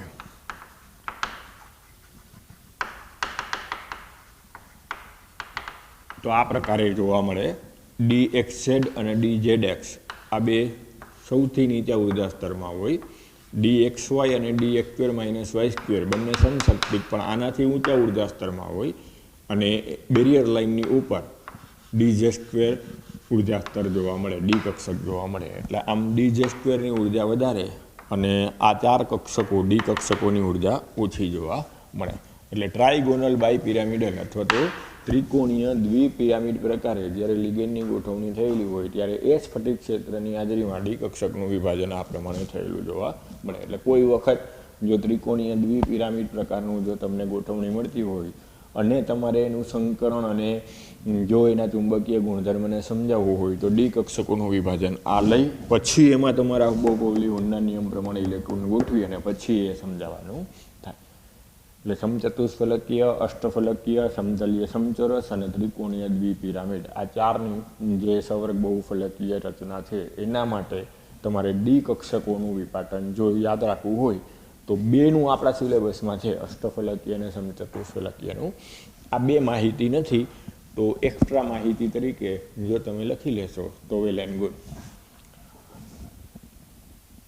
આખો પ્રશ્ન સમચતુષ્ફલકીય અને અષ્ટફલકીયમાં પહેલાં આવડવો જોઈએ. એમાં બધું કન્સેપ્ટ ક્લિયર હોવો જોઈએ. એના આધારિત MCQ ફટાફટ સોલ્વ થઈ જતા હોવા જોઈએ. એ થઈ જાય પછી એમાં ગ્રીપ આવી જાય, એ પૂરેપૂરું સમજાઈ જાય પછી આ 2 ક્રમ જો યાદ રહીએ તો રાખવાના. પહેલાં આ 2 એક્સ્ટ્રા કરવાના અને અષ્ટફલકીયમાં હજી ભૂલ પડતી હોય તો નહીં. આ એક્સ્ટ્રા માહિતી ઓલી 2 આપણી ટેક્સ્ટબુક રિલેટેડ જે છે એને અવગણી અને આ 2 માહિતી નથી કરવાની. ક્લિયર? જો યાદ રહીએ તમને એમ હોય કે ના થોડુંક મારે એક્સ્ટ્રા લખવું છે, કરવું છે તો આ 2 વસ્તુ વધારાની લખી નાખવાની થશે. બરાબર? બધાને સમજાય છે, ક્લિયર થાય છે? અને ઇન્ટરેસ્ટિંગ ક્વેશ્ચન છે. ક્રિસ્ટલ ફિલ્ડ થિયરી બહુ મજાનો પ્રશ્ન છે. સંકીર્ણ સંયોજનો અથવા સવર્ગ સંયોજનોના સારામાં સારા ક્વેશ્ચનમાં આ એક ક્વેશ્ચન આવે. વર્ણનાત્મક રીતના તમારે લખવું હોય તોય મજા આવે એવો છે. જો એમ પૂછે કે પરબળ લિગેન્ડ ક્ષેત્ર અને નિર્બળ લિગેન્ડ ક્ષેત્રમાં જ્યારે D4 ઇલેક્ટ્રોન રચના હોય ત્યારે ઇલેક્ટ્રોનની ગોઠવણી સ્ફટિક ક્ષેત્રવાદના આધારે સમજાવવું, આવું પૂછે તો ઇન્ટરેસ્ટિંગ છે. તમારે બહુ સરસ રીતના એ સમજાવવાનું આવે કે ΔO લેસ ધેન P છે કે ΔO ગ્રેટર ધેન P છે. અષ્ટફલકીય ક્ષેત્રમાં જો પૂછ્યું હોય તો પછી D4 વખતે T2Gમાં ઇલેક્ટ્રોન ગોઠવાશે ચોથો કે EGમાં જશે એ સમજાવવાનું આખો જે પોઈન્ટ છે ટેક્સ્ટબુકમાં વ્યવસ્થિત રીતના સમજાવ્યો છે. લખવામાં બહુ કન્સેપ્ચ્યુઅલી ટૂંકમાં સરસ રીતના સમજાવી શકાય એવો છે. પછી આપણે લખાણ સંબંધિત પ્રશ્નોનું એક ઉદાહરણ જોયું હતું કે અનુચુંબકીય છે Fe2O6+3, FeCN6 -2 અનુચુંબકીય છે, -3 અનુચુંબકીય છે, છતાંય બેમાં અનુચુંબકીય ગુણધર્મ એક સરખા યુગ્મિત ઇલેક્ટ્રોનનો મળતો નથી. બંનેમાં +3 છે, એકમાં 5 ઇલેક્ટ્રોનની ચુંબકીય ચાકમાત્રા છે, એકમાં 1 જ ઇલેક્ટ્રોનની ચુંબકીય ચાકમાત્રા છે. તો એને સ્ફટિક ક્ષેત્રવાદના આધારે સમજાવો. તો જો તમને કન્સેપ્ટ ક્લિયર થઈ ગયો હોય ડી કક્ષકોનું અષ્ટફલકીય ક્ષેત્રમાં વિપાટનનો T2G EGનો તો બહુ ઇઝીલી સરસ રીતના લખી શકાય અને સમજી શકાય એવું છે. અને આમ છતાંય જો તમને ક્યાંય એવું લાગે કે ભાઈ હજુ નથી સમજાતું તો વિના સંકોચે નિખાલસતાથી બહુ ટેસ્ટથી જરાય ભય રાખ્યા વગર તમે તમારે પૂછી શકો છો. બરાબર? પાછા આવીએ હતા ત્યાં. તો આપણે જે ચુંબકીય ગુણધર્મ સ્ફટિક ક્ષેત્રવાદના આધારે સમજાવ્યો જુદા જુદા સવર્ગ સંયોજનોમાં, એમાં હવે વધારાનો એક મુદ્દો ઉમેરી દઈએ કે સ્ફટિક ક્ષેત્રવાદ છે એ સવર્ગ સંયોજનોના રંગને પણ અસરકારક રીતના સમજાવી શકે છે. આપણે જે ડી સંક્રાંતિ પદ સમજ્યા હતા એ હકીકતમાં સ્ફટિક ક્ષેત્રવાદના આધારે સમજાવી શકાય. દાખલા તરીકે હું એમ કહી દઉં કે TiH2O6Cl3 જાંબલી રંગનું જાંબુડિયા રંગનું સંયોજન છે. તો મારે જો સ્ફટિક ક્ષેત્રવાદના આધારે આ સંયોજન જાંબલી રંગનું છે સમજાવવું હોય તો હું સૌથી પહેલાં તો આમ જોઉં કે ટિટેનિયમ+3 આયનની ઇલેક્ટ્રોન રચના શું? તો ટિટેનિયમ+3 આયનની ઇલેક્ટ્રોન રચના D1 થાય. આર્ગોન 3D2 4s2 હોય. ટિટેનિયમની ઇલેક્ટ્રોન રચના +3 છે એટલે હું 3 ઇલેક્ટ્રોન દૂર કરી નાખું તેમ કહેવાય કે 3D1 ઇલેક્ટ્રોન રચના ધરાવે. હવે અષ્ટફલકીય ક્ષેત્રમાં ટિટેનિયમ+3ની જે 5 ડી કક્ષકો હોય એ સમશક્તિક ના રહીએ. અષ્ટફલકીય ક્ષેત્રમાં આપણે ભણી ગયા કે 3 T2G અને 2 EG કક્ષકમાં એનું વિભાજન થાય. 3 T2G અને 2 EG કક્ષકમાં 3 T2G સેમ એનર્જી લેવલની છે જે લોઅર એનર્જી લેવલમાં હોય, 2 EG હાયર એનર્જી લેવલની સેમ ઉર્જા ધરાવતી સમશક્તિક કક્ષકો છે. તો જે આ T2Gમાં ઇલેક્ટ્રોન 1 છે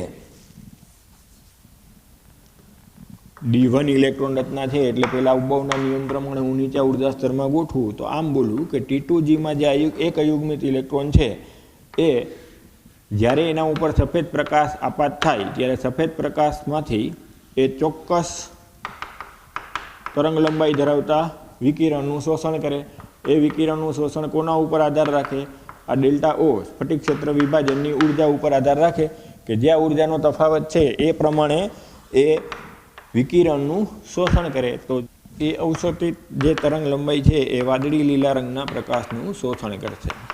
આ ડેલ્ટા ઓની વેલ્યુ પ્રમાણે આ અવશોષિત તરંગ લંબાઈ ચોક્કસ તરંગ લંબાઈ ધરાવતા વિકિરણનું અવશોષણ કરે. તો જો ટિટેનિયમ +3 આયન આ અષ્ટફલકીય ક્ષેત્રમાં કયા રંગનું શોષણ કરે જો એ તમે માપો તો એ વાદળી લીલા રંગના પ્રકાશનું અવશોષણ કરે અને પરિણામે હવે એ T2Gમાં રહેલો ઇલેક્ટ્રોન EG કક્ષકમાં ઊંચા ઉર્જા સ્તરમાં સ્થાનાંતરિત થાય. પરિણામે એ અવશોષણને બાદ કરતા જે હવે પૂરક તરંગ લંબાઈ વધે એ પૂરક તરંગ લંબાઈનું ઉત્સર્જન થાય. જ્યારે સફેદ પ્રકાશ સવર્ગ સંયોજનોના ઉપર આપાત થાય ત્યારે સફેદ પ્રકાશ છે એમાંથી આ ડેલ્ટા ઓની વેલ્યુના આધારે ચોક્કસ અવશોષિત તરંગ લંબાઈ આવે. એ અવશોષિત તરંગ લંબાઈને કારણે નીચા ઉર્જા સ્તરમાંથી ઇલેક્ટ્રોન ઊંચા ઉર્જા સ્તરમાં જાય. હવે જે અવશોષિત તરંગ લંબાઈની બાકી વધેલી તરંગ લંબાઈ પૂરક તરંગ લંબાઈ છે એ ઉત્સર્જિત થાય અને એ ઉત્સર્જિત તરંગ લંબાઈને કારણે એ ચોક્કસ રંગ દર્શાવતું જોવા મળે. તો વાદળી લીલા રંગના તરંગ લંબાઈ અવશોષિત હોય ત્યારે એની પૂરક તરંગ લંબાઈ જાંબલી રંગની હોય. પરિણામે આપણને આ સંયોજન જાંબુડિયા કલરનું જોવા મળે, પર્પલ કલરનું જોવા મળે. તો આમ જો સવર્ગ સંયોજનોના રંગને સમજાવવો છે એટલે કે ડીડી સંક્રાંતિને સમજાવી છે તો આ ડી કક્ષકોનું વિપાટન એટલે કે સ્ફટિક ક્ષેત્રવાદ એના માટેનો પાયો થાય કે નીચા ઉર્જા સ્તરમાંથી ઇલેક્ટ્રોન ઊંચા ઉર્જા સ્તરમાં દાખલ થશે. પરિણામે અવશોષિત તરંગ લંબાઈની પૂરક તરંગ લંબાઈ જેટલું વિકિરણ ઉત્સર્જિત થશે અને એ જે વિકિરણ ઉત્સર્જિત થાય એ જે દ્રશ્યમાન તરંગ લંબાઈ દર્શાવતું હોય એને અનુરૂપ સવર્ગ સંયોજનનો રંગ જોવા મળે. તો આપણને ટેક્સ્ટબુકની અંદર કોષ્ટકમાં ઘણા બધા ઉદાહરણ આપેલા છે. એ બધા ઉદાહરણ વ્યવસ્થિત રીતના યાદ રાખવાના. અવશોષિત તરંગ લંબાઈ યાદ રાખવાની અને એની પૂરક તરંગ લંબાઈ જે ઉત્સર્જિત થાય એને કારણે જે રંગ જોવા મળે એ પણ યાદ રાખવાના. તરંગનો આધાર મુખ્યત્વે ડેલ્ટા ઓ એટલે કે લિગેન્ડની પ્રબળતા ઉપર હોય. બીજો ધાતુ આયનની પ્રકૃતિ ઉપર હોય. કોબાલ્ટ +3 ધાતુ આયન માટે જુદું હોય, Fe+3 ધાતુ આયન માટે જુદું હોય. લિગેન્ડ કોમન હોય પણ ધાતુ આયન અલગ હોય તોય ડેલ્ટા ઓની વેલ્યુ બદલાઈ જાય. અને ત્રીજું ઓક્સિડેશન આંક ઉપર એ આધાર રાખે. Fe+2 અને Fe+3 બંને માટે જે સ્ફટિક ક્ષેત્ર વિપાટન છે એ સમાન લિગેન્ડ હોય, સમાન સંખ્યામાં હોય તો એક સરખું ના હોય. જનરલી જેમ ઓક્સિડેશન આંક વધે એમ એની સ્થાયિત્વ વધે, એમ એની ડેલ્ટા ઓની વેલ્યુ છે એમાં વધારો થાય. ક્લિયર? બધાને તો હવે એ જે લિગેન્ડની પ્રબળતા છે કોષ્ટકમાં તમે જોશો તો જેમ વધતી જાય છે એમ અવશોષિત તરંગ લંબાઈ બદલતી જાય છે, એમ જે પૂરક તરંગ લંબાઈ છે બદલતી જાય છે એને કારણે રંગમાં ફેરફાર થાય છે. એનું જો તમે શાંતિથી અભ્યાસ કરો તો તમે આટલું સમજી શકો કે જેમ લિગેન્ડ પ્રબળ હોય, ધાતુ આયન કોમન હોય ત્યારની વાત કરું છું કે સમાન ધાતુ આયન હોય અને લિગેન્ડ જુદા જુદા હોય તો જેમ લિગેન્ડ પ્રબળ હોય એમ ડેલ્ટા ઓની વેલ્યુ વધારે હોય અને જેમ ડેલ્ટા ઓની વેલ્યુ વધારે હોય એમ અવશોષિત તરંગ લંબાઈની વેલ્યુ ઓછી હોય. કારણ કે આઈન્સ્ટાઈનના સિદ્ધાંત પ્રમાણે E = h/c/λ એટલે લેમ્ડા અને એનર્જી વ્યસ્ત પ્રમાણમાં હોય. તો જેમ એનર્જી ગેપ વધારે એમ લિગેન્ડ પ્રબળ ક્ષેત્ર, જેમ લિગેન્ડ પ્રબળ ક્ષેત્ર જેમ એનર્જી ગેપ વધારે એમ લેમ્ડાનું વેલ્યુ કેવી હોય? ઓછી હોય. એટલે જનરલી જો સેમ ધાતુ આયન હોય અને લિગેન્ડ અલગ અલગ આપ્યા હોય તો જે અવશોષિત તરંગ લંબાઈ છે એ લિગેન્ડની પ્રબળતા સાથે આ રીતના સંકળાયેલું હોય કે જેમ પ્રબળ લિગેન્ડ હશે એમ અવશોષિત તરંગ લંબાઈ ઓછી હશે, જેમ લિગેન્ડ નિર્બળ હશે એમ અવશોષિત તરંગ લંબાઈ વધારે હશે. એટલે તમને ક્યારેક MCQ માટે આ વસ્તુ ઉપયોગી થાય કે તમને આંકડાકીય માહિતી કદાચ યાદ નથી અને તમે કમ્પેરિઝન ન કરી શકતા હો તો આ મેં તમને જે કન્સેપ્ટ આપ્યો ને એનાથી તમને જવાબ આવડી જાય કે જેમ પ્રબળ લિગેન્ડ હશે એમ ડેલ્ટા ઓ વધારે હશે, જેમ ડેલ્ટા ઓ વધારે હશે એમ અવશોષિત તરંગ લંબાઈ ઓછી હશે. એનર્જી ઇઝ પ્રોપોર્શનલ ટુ 1/λ આમ હોય. એટલે જેમ એનર્જી ગેપ જાજો છે એમ ઓછી તરંગ લંબાઈ વધુ અવશોષિત થશે. ક્લિયર? કારણ કે ઓછી તરંગ લંબાઈ ધરાવતા વિકિરણની ઉર્જા વધારે હોય. તો આમ ડીડી સંક્રાંતિ એ તમે સમજાવી શકો છો. લિગેન્ડના રંગને પણ સ્ફટિક ક્ષેત્રવાદના આધારે સહેલાઈથી સમજાવી શકો છો. આ વસ્તુ તમે વીબી સિદ્ધાંતથી સમજાવી શકત નહીં, કારણ કે વીબી સિદ્ધાંતમાં આપણે ડી કક્ષકોનું વિપાટન જ ના આવે. આપણે તો D5 લખતા હોય તો આમ 1 1 1 1 જ મૂકતા હોય, તો એમાં વિપાટન જ નથી. તો તમે ડીડી સંક્રાંતિ પદ જ વ્યાખ્યાયિત ના કરી શકો અને તો આમ સંકીર્ણના રંગને સમજાવી ના શકો. એટલે સ્ફટિક ક્ષેત્રવાદ છે એ સવર્ગ સંયોજનોના રંગને અને ચુંબકીય ગુણધર્મને સારી રીતના સમજાવી શકે છે. આનાથી બીજી એક ખાસિયત એ પણ આપણને જોવા મળી કે સ્ફટિક ક્ષેત્રવાદ આપણે શું કામે સ્વીકાર્ય ગણ્યો. એનો જો તમને પરોક્ષ પુરાવો જો મેળવવો હોય, પરોક્ષ રીતના તમારે સ્ફટિક ક્ષેત્રવાદની સાબિતી મેળવવી હોય તો તમે આ જ કન્સેપ્ટથી મેળવી શકો. ઇન્ટરેસ્ટિંગ છે, મજાનું છે. ધ્યાન આપજો કે જો આ સંકીર્ણને હું ખૂબ ઊંચા તાપમાને ગરમ કરું,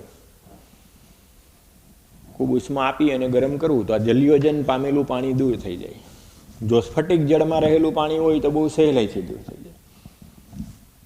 પણ જો વધારે ઉર્જા આપું, ઉષ્મા આપું તો આ જલ્યોજન પામેલું પાણી પણ દૂર થઈ જાય. સવર્ગ સહસંયોજક બંધ તૂટી જાય તો પરિણામે નિર્જળ TiCl3 બને. અને જો નિર્જળ TiCl3 લઈ લઉં તો એ જાંબલી રંગનું નથી, રંગવિહીન છે. જેવું આમાં પાણી લિગેન્ડ તરીકે વર્તી જલ્યોજન પામી અને આવું હાઇડ્રેટેડ કોમ્પ્લેક્સ બનાવે, સવર્ગ સંયોજન બનાવે તો પાછું જાંબલી રંગનું બને. પાણી દૂર કરી નાખું, જલ્યોજન પામેલું પાણી દૂર કરી નાખું, લિગેન્ડ નથી ટૂંકમાં હવે આમાં, તો જે આ પ્યોર આયનિક સંયોજન છે નિર્જળ ટિટેનિયમ ક્લોરાઇડ લઈ આવવું તો એ રંગવિહીન જોવા મળે છે. તો આ એક પુરાવો થયો, પરોક્ષ રીતના સ્ફટિક ક્ષેત્રવાદને સમર્થન આપતી એક બાબત થઈ કે પાણી આવે છે લિગેન્ડ તરીકે Titanium+3 ની ફરતે અષ્ટફલકીય રીતના, એટલે ડી કક્ષકનું વિભાજન થાય છે. અને ડી કક્ષકનું વિભાજન થાય છે એટલે T2G ને Eg શક્ય બને છે. એટલે D1માં રહેલો આ એક ઇલેક્ટ્રોન વાદળી લીલા રંગનું અવશોષણ કરી પ્રકાશનું Eg માં દાખલ થાય છે અને પરિણામે પૂરક તરંગ લંબાઈ જાંબુડિયા રંગનું જે પ્રકાશ છે એ ઉત્સર્જિત કરતો જોવા મળે છે. વિધાઉટ લિગેન્ડ ડી કક્ષક સંમિત છે, સમશક્તિક છે. સમશક્તિક છે એટલે એમાં ડીડી સંક્રાંતિ નહીં થાય, એટલે નિર્જળ ટાઇટેનિયમ ક્લોરાઇડ રંગવિહીન છે. એમાં ડીડી સંક્રાંતિ નહીં થાય કારણ કે એમાં વિપાટન જ નથી, T2G ને Eg કક્ષકોનું જ અસ્તિત્વ નથી. પરિણામે નિર્જળ ટાઇટેનિયમ ક્લોરાઇડ રંગવિહીન છે. પરંતુ જેવું પાણી જલ્યોજનથી લિગેન્ડ તરીકે અષ્ટફલકીય રીતના ગોઠવાય એટલે આ ડીડી સંક્રાંતિ થાય છે. સ્ફટિક ક્ષેત્ર વિપાટન થવાથી નીચી ઉર્જા ધરાવતી ડી કક્ષકો અને ઊંચી ઉર્જા ધરાવતી ડી કક્ષકોનું ઉત્પન્ન થવાથી અને પરિણામે એ જાંબુડિયો રંગ દર્શાવે છે. તો આમ ઇનડાયરેક્ટલી આ કન્સેપ્ટ શું સમજાવે છે કે સ્ફટિક ક્ષેત્ર વિપાટનની થિયરી સાચી હોવી જોઈએ. જો આ સાચું ના હોય તો કાં બે રંગવિહીન હોવા જોઈએ, કાં બે જાંબુડિયા હોવા જોઈએ, કારણ કે બેમાં Titanium+3 તો કોમન છે. નિર્જળ ટિટેનિયમ ક્લોરાઇડમાં Titanium+3 તો છે, એમાં એક અયુગ્મિત ઇલેક્ટ્રોન તો છે. તો જો અયુગ્મિત ઇલેક્ટ્રોન જ ખાલી રંગીનપણા માટે જવાબદાર હોત તો આ જાંબલી રંગનું હોત. પણ નિર્જળ ટિટેનિયમ ક્લોરાઇડ અને જલ્યોજન પામેલું આ હાઇડ્રેટેડ સંકીર્ણ છે, એ બેમાં શું ફેર? તો આમાં એમ કહેવાય કે પાણી લિગેન્ડ તરીકે વર્તે છે અને એ લિગેન્ડના અષ્ટફલકીય ક્ષેત્રમાં લિગેન્ડના ઋણ વિદ્યુત ભારની અસંમિત અસરને કારણે ડી કક્ષકોની ઉર્જામાં ફેરફાર થાય છે. એ સમશક્તિકપણું ગુમાવે છે અને એટલે એ ડીડી સંક્રાંતિ અનુભવે છે અને એટલે એ રંગીન જોવા મળે છે. ક્લિયર? એટલે ક્યારેક કોઈક વખત આમાંથી એમ પૂછે કે નિર્જળ ટિટેનિયમ ક્લોરાઇડ રંગવિહીન છે જ્યારે Ti2O6Cl3 જાંબલી રંગનું છે તો સમજાવો, તો ત્યારે તમારે આ કન્સેપ્ટથી સમજાવવાનું થશે કે એકમાં ડી કક્ષક સમશક્તિક છે કારણ કે એમાં લિગેન્ડ નથી, જ્યારે એકમાં ડી કક્ષક સમશક્તિકપણું ગુમાવી દે છે કારણ કે પાણી નિર્બળ લિગેન્ડ ક્ષેત્રની હાજરીમાં ડી કક્ષકોનું અષ્ટફલકીય ક્ષેત્રમાં વિપાટન થવાથી T2G અને Eg કક્ષકો જોવા મળે છે. ક્લિયર? આ જ વસ્તુ એમ કહી શકે કે નિર્જળ કોપર સલ્ફેટ રંગવિહીન છે, જ્યારે સજ્જડ કોપર સલ્ફેટ CuSO4 × 5H2O, જેને આપણે મોર થૂથું તરીકે ઓળખતા હોય, એ વાદળી રંગનું છે. તો સમજાવો. વખત મેં તમને આ કોપર સલ્ફેટ 5H2O માટેનું સંકીર્ણનું સવર્ગ સ્પીસીસનું બંધારણ લખાવ્યું હતું. જો તમને યાદ હોય તો મેં આમ લખાવ્યું હતું કે 4 પાણીના અણુ લિગેન્ડ તરીકે વર્તે, એ જલયોજન પામેલા હોય, અને એક પાણીનો અણુ સ્ફટિક જળ સ્વરૂપમાં જોવા મળે. તો જો આ સવર્ગ સ્પીસીસ પાણીની હાજરીમાં અસ્તિત્વ ધરાવતી હોય તો આમાં પાણી નિર્બળ લિગેન્ડ ક્ષેત્ર તરીકે વર્તે. નિર્બળ લિગેન્ડ ક્ષેત્ર તરીકે વર્તે એટલે સમચતુષ્ફલકીય ક્ષેત્રમાં કોપર +2 આયનની જે 5D સમશક્તિક કક્ષકો છે એનું વિપાટન થાય. એનું વિપાટન થાય એટલે આમ નીચી ઉર્જા ધરાવતી E અને ઊંચી ઉર્જા ધરાવતી T2 કક્ષકોનું અસ્તિત્વ આવે, અને પરિણામે જ્યારે તમે આ પાણીને નિર્બળ લિગેન્ડ ક્ષેત્ર અને સ્ફટિક ક્ષેત્ર વિપાટનને ધ્યાનમાં લ્યો તો ડીડી સંક્રાંતિ થાય, અને જો ડીડી સંક્રાંતિ થાય તો તમે એમ કહી શકો કે એ રંગીન જોવા મળે અને એ વાદળી રંગનું જોવા મળે છે. પણ જો પાણીના અણુ દૂર કરી નાખો, નિર્જલીકરણ કરી નાખવું, તો નિર્જળ કોપર સલ્ફેટમાંય Cu+2 આયન તો એ જ છે, છતાંય એ રંગવિહીન શું કામ છે? તેમ કહેવાય કે આમાં જલયોજનથી લિગેન્ડ તરીકે નિર્બળ લિગેન્ડ ક્ષેત્ર તરીકે વર્તતું પાણીના અણુ નથી. પાણીના અણુ નથી એટલે 5D કક્ષકો એમનેમ છે. 5D કક્ષકો એમનેમ છે એટલે આમ ડીડી સંક્રાંતિ થશે નહીં. ડીડી સંક્રાંતિ થશે નહીં. પરિણામે નિર્જળ કોપર સલ્ફેટ રંગવિહીન છે, જ્યારે સજ્જડ કોપર સલ્ફેટ CuSO4 5H2O વાદળી રંગનું જોવા મળે છે. તો આમ આ જે તફાવત છે નિર્જળ અને સજ્જડ કોપર સલ્ફેટ વચ્ચે રંગનો, એ 100% સ્ફટિક ક્ષેત્રવાદને સમર્થન કરે. લિગેન્ડ છે તો રંગીન છે, લિગેન્ડની ગેરહાજરી છે તો રંગવિહીન છે. તો બંનેમાં ડી કક્ષકોની ઇલેક્ટ્રોનની ગોઠવણી તો સેમ જ છે, બંનેમાં Cu+2 આયન કોમન છે. તો આ તફાવત શું કામે આવ્યો? તો હવે આપણે સ્વીકારવું પડે કે સ્ફટિક ક્ષેત્રવાદની થિયરીને કારણે આવ્યો. લિગેન્ડની હાજરીમાં 100% ડી કક્ષકનું વિપાટન થતું હોવું જોઈએ. આ થિયરી આપણે સ્વીકારવી પડે, આ વાદ સ્વીકારવો પડે જો તમારા રંગને સમજાવવો હોય તો. ક્લિયર? આવી જ રીતના લિગેન્ડ બદલાય એમ સ્ફટિક ક્ષેત્રવાદ પ્રમાણે આપણે એમ કહીએ કે સ્ફટિક ક્ષેત્ર વિપાટનની ઉર્જા બદલાય, અને જો સ્ફટિક ક્ષેત્રવાદની વિપાટનની ઉર્જા ΔO બદલાય તો જે અવશોષિત તરંગ લંબાઈ છે એને પૂરક જે રંગ દર્શાવતી ઉત્સર્જિત તરંગ લંબાઈ છે એ બદલાય, તો રંગ બદલે. તો સ્ફટિક ક્ષેત્રવાદ પ્રમાણે આપણે આમ કહીએ કે જેમ લિગેન્ડ બદલે સવર્ગ સ્પીસીસમાં એમ એનો રંગ બદલવો જોઈએ. જો આ સાચું પડે તો એનો મતલબ કે સ્ફટિક ક્ષેત્રવાદ રંગને સમજાવવા માટે આપણે 100% શ્યોર છે. તો હવે જો એનું ઉદાહરણ આપણે સમજવા માટે લઈએ તો નિકલ 2 ક્લોરાઇડનું જલીય દ્રાવણ લ્યો તો એ લીલા રંગનું જોવા મળે. તો નિકલ 2 ક્લોરાઇડ છે એ નિકલનું અષ્ટફલકીય એકવા સંકીર્ણ છે. હેક્ઝા એકવા નિકલ 2 ક્લોરાઇડ એ લીલા રંગનું હોય. એક ટેસ્ટ ટ્યુબમાં મેં આ સંયોજન બનાવીને રાખ્યું. હવે આની અંદર હું વધુ પ્રમાણમાં ઇથિલિન ડાયમાઇન ઇથેન 1,2 ડાયમાઇન લિગેન્ડ ઉમેરું છું. આ દ્વિદંતીય લિગેન્ડ છે. તો જેવું ઇથિલિન ડાયમાઇન આમાં ઉમેરવું એટલે આ દ્વિદંતીય લિગેન્ડ હોવાથી એક દંતીય પાણીના 2 અણુ લિગેન્ડના મુક્ત થાય અને એના સ્થાને સવર્ગ સહસંયોજક બનથી ઇથેન 1,2 ડાયમાઇન જોડાઈ જાય. તો જો 1 મોલ ઇથેન ડાયમાઇન સાથે આના 1 મોલની પ્રક્રિયા કરી હોય તો જે નવી સવર્ગ સ્પીસીસ બને એ આવે tetra aqua ethane 1,2 diamine nickel +2 ion. તો જ્યારે આ જલીય દ્રાવણમાં સવર્ગ સ્પીસીસનું અસ્તિત્વ હોય ત્યારે એ લીલામાંથી આછા વાદળી રંગનું બની જાય. તો આમ લીલામાંથી આછો વાદળી રંગ આવે છે એ એવું સૂચવે કે પાણી નિર્બળ લિગેન્ડ જ્યારે બદલાણું અને એની સરખામણીએ એના કરતાં પ્રબળ લિગેન્ડ ઇથેન 1,2 ડાયમાઇન જ્યારે સવર્ગ સ્પીસીસમાં જોડાણું ત્યારે ΔOની વેલ્યુ બદલાણી, અને ΔOની વેલ્યુ બદલાણી એટલે અવશોષિત તરંગ લંબાઈ બદલાણી. અવશોષિત તરંગ લંબાઈ બદલાણી એટલે એને પૂરક તરંગ લંબાઈ જે ઉત્સર્જિત થાય છે એ બદલાય છે ને એટલે આ રંગમાં પરિવર્તન જોવા મળે છે. એટલે આમાં એક સાબિતી કહેવાય, એક પ્રૂફ કહેવાય કે સ્ફટિક ક્ષેત્રવાદ ખરેખર સ્વીકાર્ય સિદ્ધાંત ગણાય. એના વગર તમે ક્યારેય આ રંગને અથવા તો રંગમાં થતા પરિવર્તનને સમજાવી શકો નહીં. હજુ જો હું આમાં પાછું 1 મોલ ઇથેન 1,2 ડાયમાઇન ઉમેરું તો ફરી પાછા 2 એક દંતીય પાણીના લિગેન્ડ છે એ વિસ્થાપિત થાય. એટલે હવે જે નવી સવર્ગ સ્પીસીસ આવે ડાય એકવા બીસ ઇથેન 1,2 ડાયમાઇન, નિકલ +2 આયન.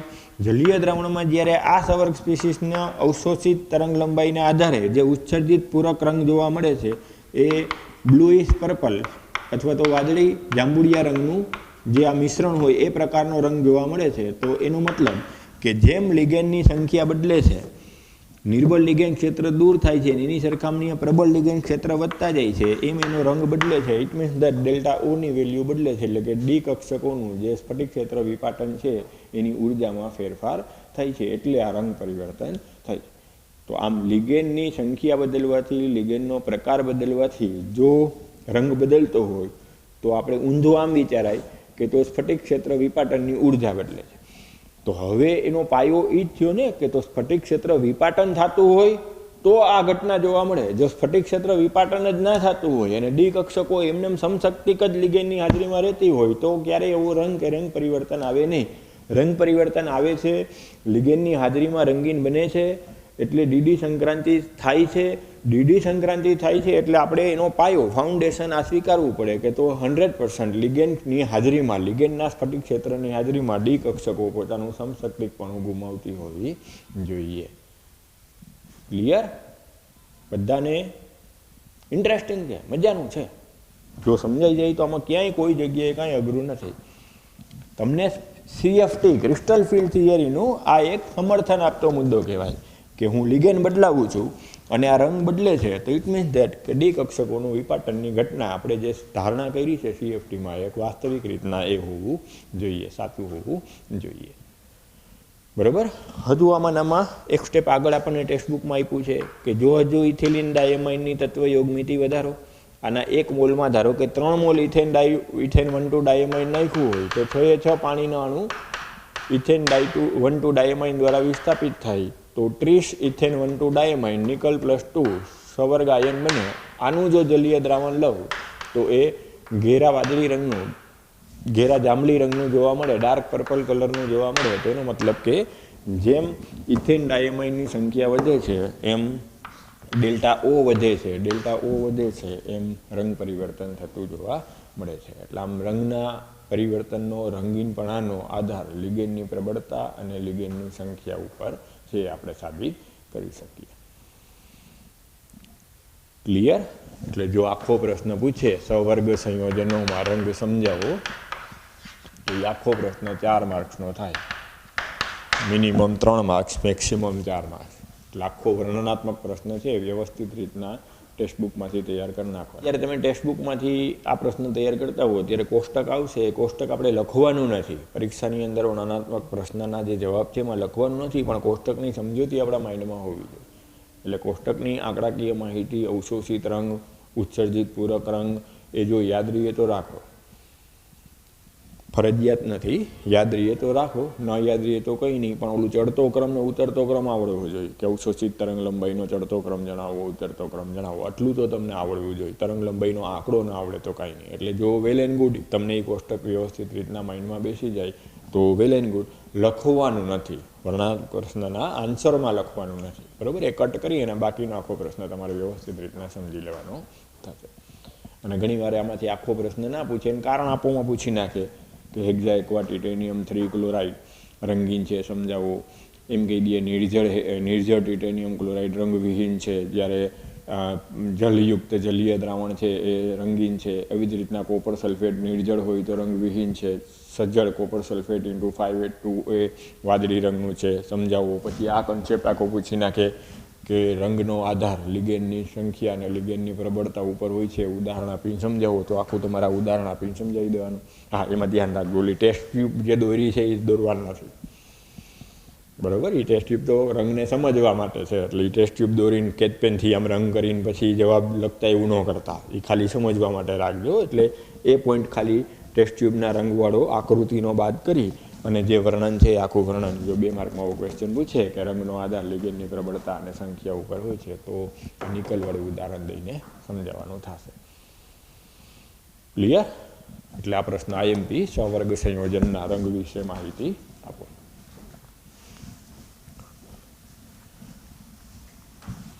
હવે આપણે એમ કહીએ કે જો સવર્ગ સંયોજનોનો રંગને ચુંબકીય ગુણધર્મને સમજાવવો છે તો સ્ફટિક ક્ષેત્રવાદ ઉપયોગી થાય.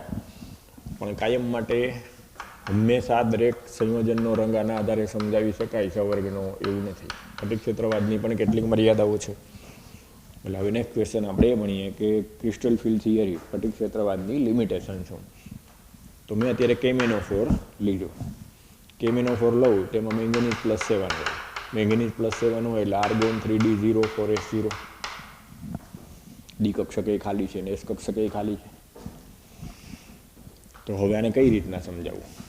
આમાં તો યુગ્મિત ઇલેક્ટ્રોન જ નથી, એટલે વીબી સિદ્ધાંત આને સમજાવવા માટે નિષ્ફળ જાય. તમે કેમેનોફોર છે એ ચતુષ્ફલકીય છે, તો ચતુષ્ફલકીય છે તો હવે એને કેવી રીતના સમજાવવું? મેંગેનીઝની ફરતે 4O-2 લિગેન્ડ સમચતુષ્ફલકના 4 ખૂણાઓ તરફ ગોઠવાયેલા 109 ડિગ્રી 28 મિનિટના એંગલે જોવા મળે. તો આનો ચતુષ્ફલકીય આકાર મારે સમજાવવો છે તો વીબી સિદ્ધાંતથી નહીં સમજાવી શકાય. એને આપણે જ્યારે સ્ફટિક ક્ષેત્રવાદના આધારે ચતુષ્ફલકીય રીતના ગોઠવણી કરી અને સંકરણ તમારે ઉપલી 3 T2 કક્ષકો અને S કક્ષકનું સંમિશ્રણ લઈ ચતુષ્ફલકીય ક્ષેત્રમાં 109 ડિગ્રી 28 મિનિટ એંગલ આવ્યો એટલે તમને યાદ આવવું જોઈએ કે ચતુષ્ફલકીય ક્ષેત્રમાં આવું આવતું E અને T2 કક્ષકો. તો જે આ 3 T2 કક્ષકો છે એ અને એક 4s કક્ષકનું સંમિશ્રણ થઈ D3s કક્ષકો, શંકર કક્ષકો અથવા તો SD3 ઘણીવાર લખેલું હોય એ ઉત્પન્ન થાય અને એ D3s કક્ષકનું જે સંકરણ છે તે એને ચતુષ્ફલકીય ગોઠવણી દર્શાવતું જોવા મળે. એટલે ક્યારેક આમ પૂછે કે કયું સંકરણ થાય છે તો એ D3s સંકરણને કહેવાનું, પણ એ વીબી સિદ્ધાંતની મર્યાદા કહેવાય. તો વીબી સિદ્ધાંતના આધારે આપણે એને સમજાવી શકતા નથી. વીબી સિદ્ધાંત એને સમજાવી શકવા માટે સમર્થ નથી. હવે હું આવું રંગમાં કે કેમેનોફોરનો રંગ શું કામ જોવા મળે? એમાં તો અયુગ્મિત ઇલેક્ટ્રોન છે જ નહીં. અયુગ્મિત ઇલેક્ટ્રોન છે જ નહીં તો ડીડી સંક્રાંતિ થાય જ નહીં. જ્યારે આપણે એવું ભણી ગયા હોય કે કેમેનોફોર પર્પલ કલરનું જાંબલી રંગનું સંયોજન છે, જલીય દ્રાવણમાં એનો રંગ જાંબલી હોય તો વાય તો સ્ફટિક ક્ષેત્રવાદ એને સમજાવી શકે નહીં. એને સમજાવવા માટે આગળ તમારે લિગેન્ડ ફિલ્ડ થિયરી, લિગેન્ડ ક્ષેત્રવાદ, પછી આ સંકરણને સારી રીતના સમજાવવા માટે તમારા આણ્વિક કક્ષકવાદ, આમ નવા સિદ્ધાંતોને ઉપયોગમાં લેવા પડે. એટલે આના પછી લિગેન્ડ ફિલ્ડ થિયરી અને મોલેક્યુલર ઓર્બિટલ થિયરી, આ બે થિયરીનો અભ્યાસ સવર્ગ સંયોજનો માટે કરી અને પછી તમે આને સંતોષકારક રીતના સમજાવી શકો. જે અત્યારે આપણા સિલેબસની બહાર છે એટલે એનું આપણે અભ્યાસક્રમમાં લેવાનું નથી. પણ કોઈક વખત ક્યારેક પૂછે કેમેનોફોરના રંગને સમજાવવું છે, એની ભૌમિતિક રચનાને સમજાવવું છે તો કઈ થિયરી ઉપયોગી? વીબી સિદ્ધાંત, CFT, બંને કે એક પણ નહીં? તો એક પણ નહીં એમ આવે તો તમારે ત્યારે એમ કહેવું પડે કે લિગેન્ડ ફિલ્ડ થિયરી અને આણ્વિક કક્ષકવાદના આધારે સમજાવવામાં આવે.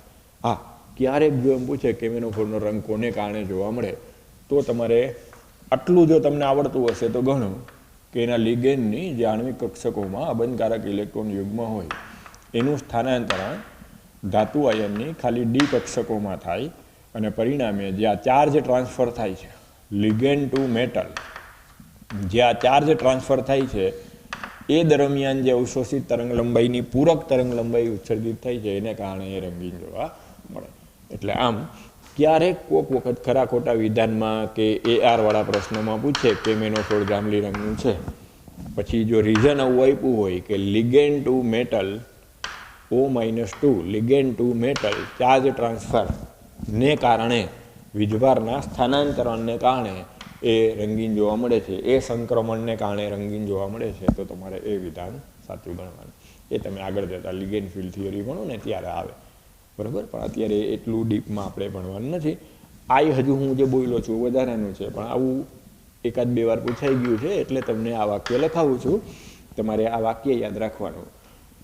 O-2 લિગેન્ડના આણ્વિક કક્ષકોમાં રહેલો અબંધકારક ઇલેક્ટ્રોનનું યુગ્મનું સ્થાનાંતરણ ધાતુ આયનની ખાલી ડી કક્ષકમાં થાય, પરિણામે જે વિદ્યુત ભારનું સ્થાનાંતરણ થાય એ સંક્રમણ દરમિયાન જે તરંગ લંબાઈ અવશોષિત થાય એને કારણે જે ઉત્સર્જિત પૂરક રંગ તરંગ લંબાઈના આધારે જોવા મળે એ કેમેનોફોરને રંગીન બનાવે. એટલે ટૂંકું ને ટચ લિગેન્ડ ટુ મેટરના ચાર્જ ટ્રાન્સફરના સંક્રમણને કારણે રંગીન છે, ડીડી સંક્રાંતિને કારણે નહીં. એટલે આમ કહી દઈએ એસર્શનમાં કે કેમેનોફોર જાંબલી રંગનું સંયોજન છે. રીઝન એમાં ડીડી સંક્રાંતિ જોવા મળે છે, તો આ ખોટું, રીઝનવાળું ખોટું. અહીંયા તમને જો આ વાક્ય મેં કીધું એ આપ્યું હોય તો એ વિધાન સાચું. ક્લિયર? પછી આમાં એમ કહી દઉં કે કેમેનોફોર છે એ જાંબલી રંગનું સંયોજન છે, એનું જલીય દ્રાવણ જાંબલી રંગનું હોય છે. પછી આમાં એમ કહી દઉં કેમેનોફોર એક કેન્દ્રીય સંકીર્ણ સંયોજન છે. તો આ વિધાન સાચું, આ વિધાન સાચું, પણ એમ ના કહેવાય કે આ સાચું કારણ રજૂ કરે. તો તમારે આન્સર એવો આપવાનો આવે કે વિધાન અને કારણ બંને સાચા છે, પણ કારણ છે એ સાચી સમજૂતી વિધાનની આપતું નથી. બરાબર? એટલે આવા ટાઈપના ક્વેશ્ચન ઘણીવાર પૂછાયેલા છે. એટલે અત્યારે જે અમે તમને ભણાવ્યું એ અગત્યનું. એટલે અત્યારે ક્રિસ્ટલ ફિલ્ડ થિયરીની આ એક મર્યાદા કહેવાય કે કાયમ માટે બધી બાબતોને સમજાવી શકતો નથી. પરિણામે આપણે વધુ આધુનિક લિગેન્ડ ફિલ્ડ થિયરી અને મોલેક્યુલર ઓર્બિટલ થિયરીની જરૂર પડે. ક્રિસ્ટલ ફિલ્ડ થિયરીની બીજી પણ એક મર્યાદા છે કે આપણે એમાં એમ કીધું હતું કે મેટલ છે એ ધન વીજભારિત કણ છે, ધન વીજભારિત બિંદુ છે. લિગેન્ડ છે એ ઋણ વિદ્યુત ભાર ધરાવતું બિંદુવત છે, બિંદુવત ભાર ધરાવતું કણ છે. તો હવે આ લિગેન્ડ અને મેટલ વચ્ચે વિદ્યુત સંયોજક બંધ બને છે અને સ્થિર વિદ્યુતના નિયમ પ્રમાણે આપણે આકર્ષણ અને લિગેન્ડ અને ડી કક્ષકો વચ્ચેના અપાકર્ષણના આધારે આખી થિયરી જો ડેવલપ કરી હોય તો એક સરસ આર્ગ્યુમેન્ટ આપણે સીએફટીમાં કરી શકીએ કે લિગેન્ડને તમે ઋણ વિદ્યુત ક્ષેત્ર ગણો છો, ઋણ વિદ્યુત ભાર ધરાવતું બિંદુવત કણ ગણો છો, તો ફ્લોરાઇડ છે, ક્લોરાઇડ છે, આયોડાઇડ છે, એ બધા જે ઋણ વિદ્યુત ક્ષેત્ર છે એ પ્રબળ હોવા જોઈએ. એની સરખામણીએ એમોનિયા, પાણી એ બધા નિર્બળ હોવા જોઈએ, કારણ કે આ તો પ્યોર ઋણ વીજભારિત કણ છે. જ્યારે આ તો ધ્રુવીય સહસંયોજક બંધ ધરાવતું આંશિક ઋણ વીજભારિત સવર્ગ સ્થળ નિર્દેશ ધરાવે છે. તો જો આપણે આને બિંદુવત ઋણ વિદ્યુત ભાર ધરાવતું કણ લેતા હોય તો ઋણ લિગેન્ડમાં અપાકર્ષણ વધવું જોઈએ. ફ્લોરાઇડ, ક્લોરાઇડ, બ્રોમાઇડ, આયોડાઇડ વગેરેનું જે પેટ્રોકેમિકલ સિરીઝ છે એમાં સ્થાન જમણી બાજુ આવવું જોઈએ, પાણીની જમણી બાજુ આવવું જોઈએ. એની બદલે એ બધા પાણીની ડાબી બાજુ છે. પાણીને એમોનિયા જેવા લિગેન્ડ આની સરખામણીએ વધુ પ્રબળ લિગેન્ડ ક્ષેત્ર તરીકે વર્તે છે, એમાં અપાકર્ષણ વધી જાય છે. તો એ બાબતને ક્રિસ્ટલ ફિલ્ડ થિયરીમાં કોઈ જગ્યાએ ક્યાંય ધ્યાનમાં લેવામાં આવેલી નથી. એનો કોઈ સચોટ ઉકેલ આપણને ક્રિસ્ટલ ફિલ્ડ થિયરી આપતી નથી. ઇન્ટરેસ્ટિંગ છે, મારી વાત સમજાઈ જાય એવી છે કે ફ્લોરાઇડ, ક્લોરાઇડ, બ્રોમાઇડ અને આયોડાઇડ છે એ પાણી કરતાં કેમ નિર્બળ? આપણે તો આને આયોનિક બોન્ડ તરીકે કલ્પ્યું હતું ને આને ઋણ વિદ્યુતભાર બિંદુવત એક ઇલેક્ટ્રિક ચાર્જ ધરાવતું પાર્ટિકલ કલ્પ્યું હતું. તો આ વધુ ઇલેક્ટ્રિક ફિલ્ડ ધરાવતા હોય તો એનું અપાકર્ષણ વધવું જોઈએ, તો એને કારણે એ સ્પેક્ટ્રોકેમિકલ સિરીઝમાં જમણી બાજુ આવવા જોઈએ.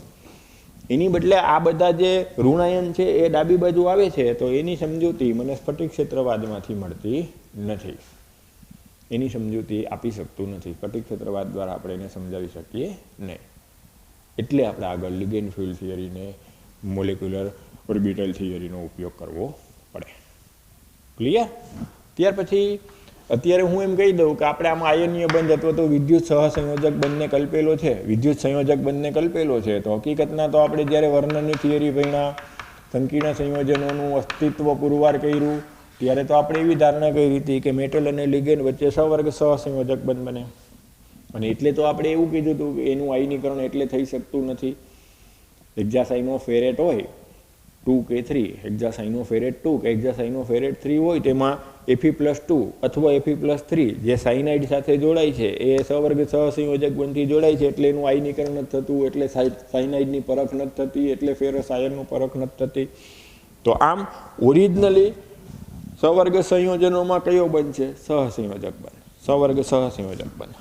આ થિયરીમાં આપણે કયો બંધ લીધો? આયનીય બંધ. તો એનું કોઈ સ્પષ્ટ હવે ઉકેલ, નિદાન, એની સમજૂતી આખું થિયરી પૂરી થઈ ત્યાં સુધી આવ્યું નહીં કે વિદ્યુત સંયોજક બંધ કલ્પેલો છે, તો હવે આપણે એને સાચો કયો ગણવો? સવર્ગ સહસંયોજક બંધ ગણવો કે આયનીય ગણવો કે બેય ગણવા? ત્યારે એને આયનીય બંધથી કયા ગુણધર્મ સમજાવવા અને કયા ગુણધર્મને સવર્ગ સહસંયોજક બંધથી સમજાવવા, એવી કોઈ જાતની ક્યાંય સ્પેસિફિકેશન અથવા તો એના માટેની કોઈ સમજૂતી સ્ફટિક ક્ષેત્રવાદમાં નથી.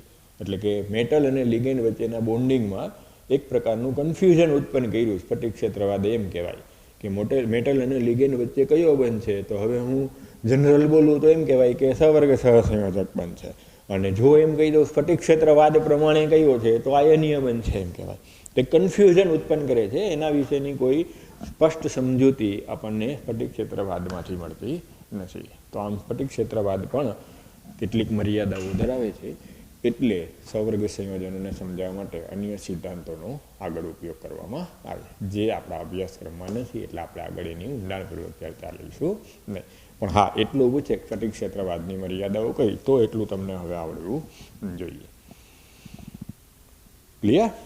તો આજના મેં આખા લેક્ચરમાં તમને પહેલાં સ્ફટિક ક્ષેત્રવાદનું રિવિઝન કરાવ્યું, પછી સવર્ગ સંયોજનોનો રંગ સમજાવ્યો, અને પછી સ્ફટિક ક્ષેત્રવાદની મર્યાદા કરાવી. આ 3 ક્વેશ્ચન પાછા વ્યવસ્થિત રીતના ટેક્સ્ટ બુકમાંથી લખી નાખવાના, વ્યવસ્થિત રીતના કન્સેપ્ટ ક્લિયર કરી નાખવાનો. આજે અહીં સુધી રાખીએ. નેક્સ્ટ લેક્ચરમાં હવે હું સવર્ગ સંયોજનોમાં જોવા મળતી સમઘટકતા અને ધાતુ કાર્બોનિલ સંયોજનો, આ 2 ટોપિક ભણાવી. આ 2 ટોપિક ભણીએ એટલે પાઠ પૂરો.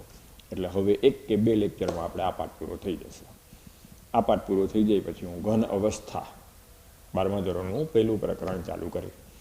એટલે એડવાન્સમાં જો કોઈને વાંચવું હોય તો એના પહેલાં 2-3 પેજ આસાનીથી વાંચી શકશો ઘન અવસ્થાના. એટલે જેને વાંચવું હોય એ અગાઉથી હવે ઘન અવસ્થાના પહેલાં 2-3 પેજ વાંચવાનું ચાલુ કરી દઈએ. બરાબર? હવે નજીકના 2 કે 3 લેક્ચરમાં આપણે આ પાઠનું કમ્પ્લીટ થઈ જશે. બરાબર? તો હવે આવતા લેક્ચરમાં પાછા મળીએ. જય શ્રી કૃષ્ણ.